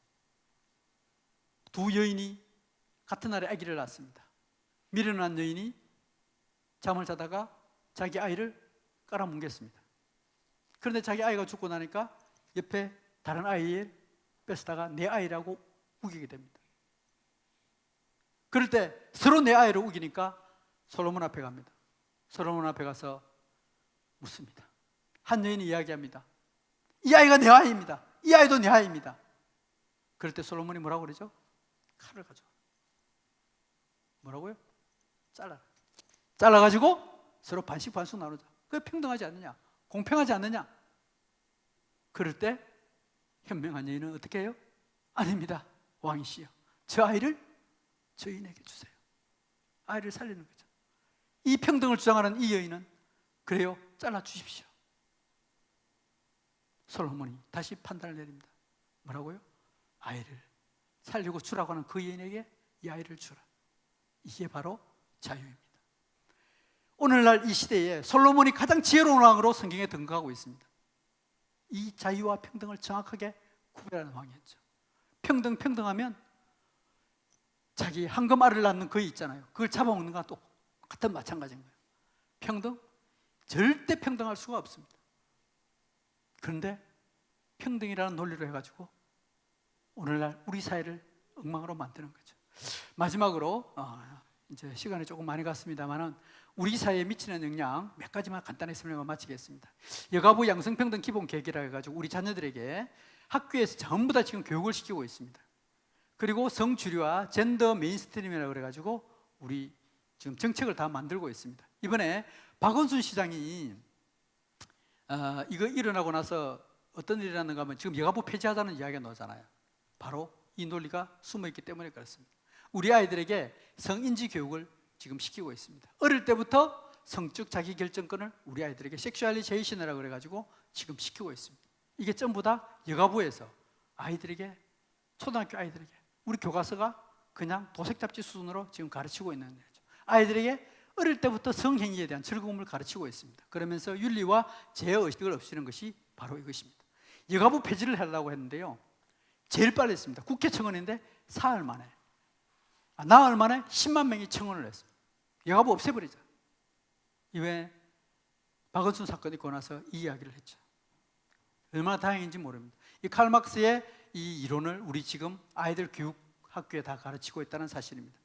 그 다음에 사회정의와 불평등, 이것도 우리 아이들 교회 학교에 교과서에 다 가르치는 내용이고요.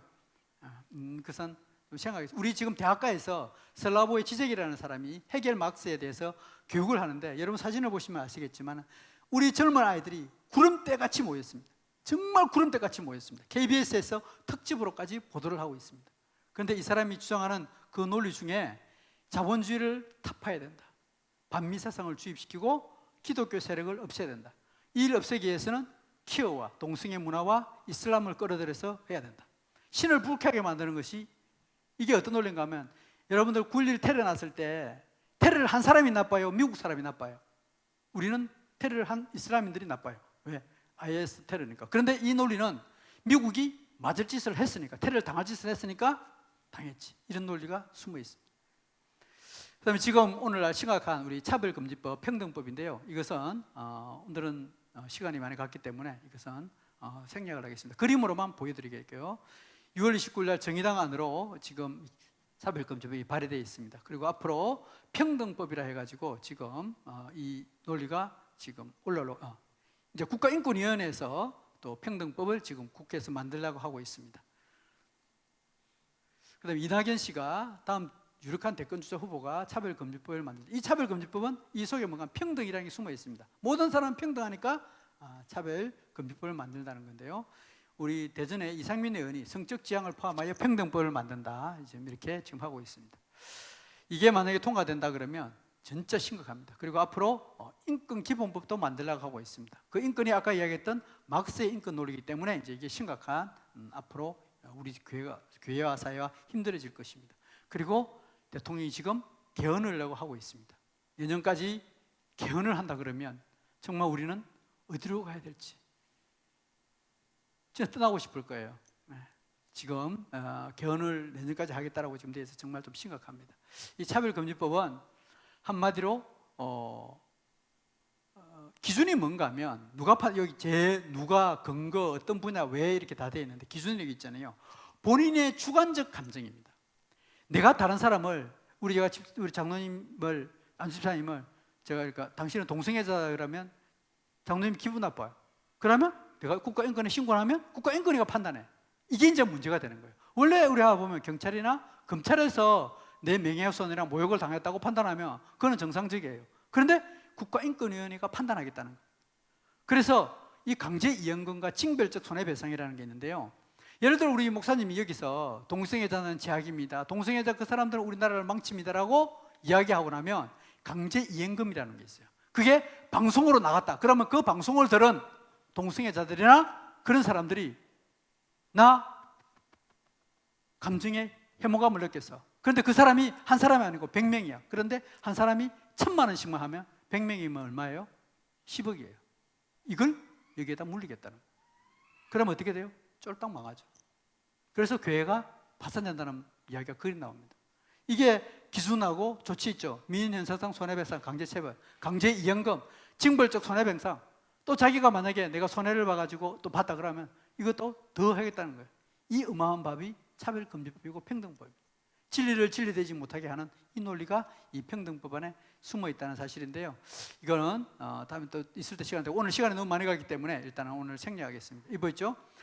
차별금지법 대전되면 한국교회는 집단 파산 상태에 빠질 것이다. 왜? 돈 때문에 망하니까요. 이런 논리가 있습니다.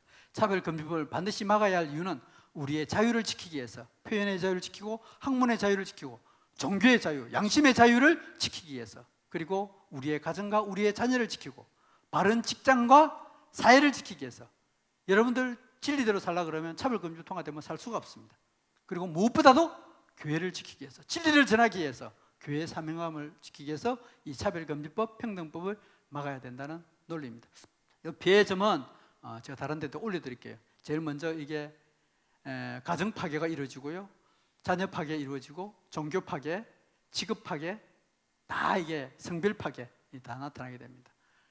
영국 교회가 그 차별금지법 통과된 후에 완전히 망한 이 사건, 가정이 다 이제 무너지는 사건, 기독교가 몰락하고 지금 현재 한국이 영국하고 같이 가고 있다는 사실입니다. 자, 이제 결론입니다. 제일 먼저 여러분들 올바른 지식으로 분별해야 됩니다. 기준은 성경입니다. 두 번째로는 말씀으로 무장해야 됩니다. 우리 주 예수 그리스도의 하나님의 은혜와 그를 아는 지식에서 살아가라. 영광이 이제와 영원한 날까지 그에게 있을지어다. 올바른 지식으로 분별해야 되고, 특히 이 세상의 신이 믿지 않은 자들의 마음을 혼미하게 하여 그리스도의 영광을, 강체를 비치지 못하게 하는, 이 세상이 우리에게 올라온다, 이런 사실이죠. 이제 이 나머지 이 부분은 이것도 제가 설명할게요. 오늘날 이 상대적 인권의 특징이 뭐냐면 평등과 도덕과 정의를 내세웁니다. 언어의 영어. 야, 모든 사람은 평등하다. 야, 모든 사람 도덕적으로 나아가자. 모든 사람이 정의롭게 나가자. 그런데 그 실상이 뭔가 하면 이 평등이 절대적 평등이고 도덕은 상대적 도덕이고 선택은 선택적 정의라는 사실입니다. 그래서 이 평등, 도덕, 정의만 바라볼 게 아니라 절대적 평등과 상대적 도덕과 선택적 정의에 속지 말아야 됩니다. 이 사람들은 이 실상을 숨겨놓고 그냥 평등, 도덕, 정의만 내세운다는 사실입니다. 여러분, 예수님이 시험 받고 나서 모든 물리친 방법은 말씀으로 물리쳤습니다. 신명기서를 통해서, 그리고 그 말씀을 통해서 물리쳤는데 모든 정답은 이 말씀으로, 아까 우리 목사님께서 암기하라고 그랬는데 그래서 이 말씀을 통해서 여러분들 이것을 해칠 수밖에 없습니다. 언어를 통해서 해체할 때 말씀만이 정답이다. 창세기 1장 1절에 3절에서는 하나님이 태초에 말씀으로 창조했고, 요한복음 1장 1절에도 보면 예수님께서 태초에 말씀에 계시니라. 그리고 이 말씀을 통해서 했고, 요한복음 1장 14절에는 예수님께서 말씀이 육신이 되어 왔다는 이런 말씀이 있습니다. 그러니까 성경이 얼마나 소중하고 귀하다는 사실을 여러분들 알았으면 좋겠습니다. 앞으로는 고난의 시대가 될 겁니다. 기독교는 핍박의 시대입니다. 기독교가 한 번도 강자의 위치에 서본 적이 없습니다. 기독교가 무슨 강자? 천주교는 강자에 있었습니다. 교황권과 정치권을 가지고 강자에 있어서 기독교를 탄압했어요. 그게 위건호와 청교도 이런 게 다 있었잖아요. 그런데 기독교는 지금까지 2000년의 역사 동안 한 번도 강자의 위치에 본 적이 없습니다. 끊임없이 핍박의 시대였습니다. 히브리서에 보면 특히 고난과 핍박과 역경을 흙을 그 장면이 나옵니다. 어쩌면 여러분들이나 저나 지금은 예수 잘 믿고 편안한 시대는 지나갔다. 지금은 핍박의 시대고 박해의 시대, 학대의 시대에 들어갈 것이다. 기독교는 그걸 생각하면서 우리가 신앙생활을 해야 되는데 그 속에서 하나님의 나라를 지키는 십자가의 군사로 갔으면 좋겠습니다.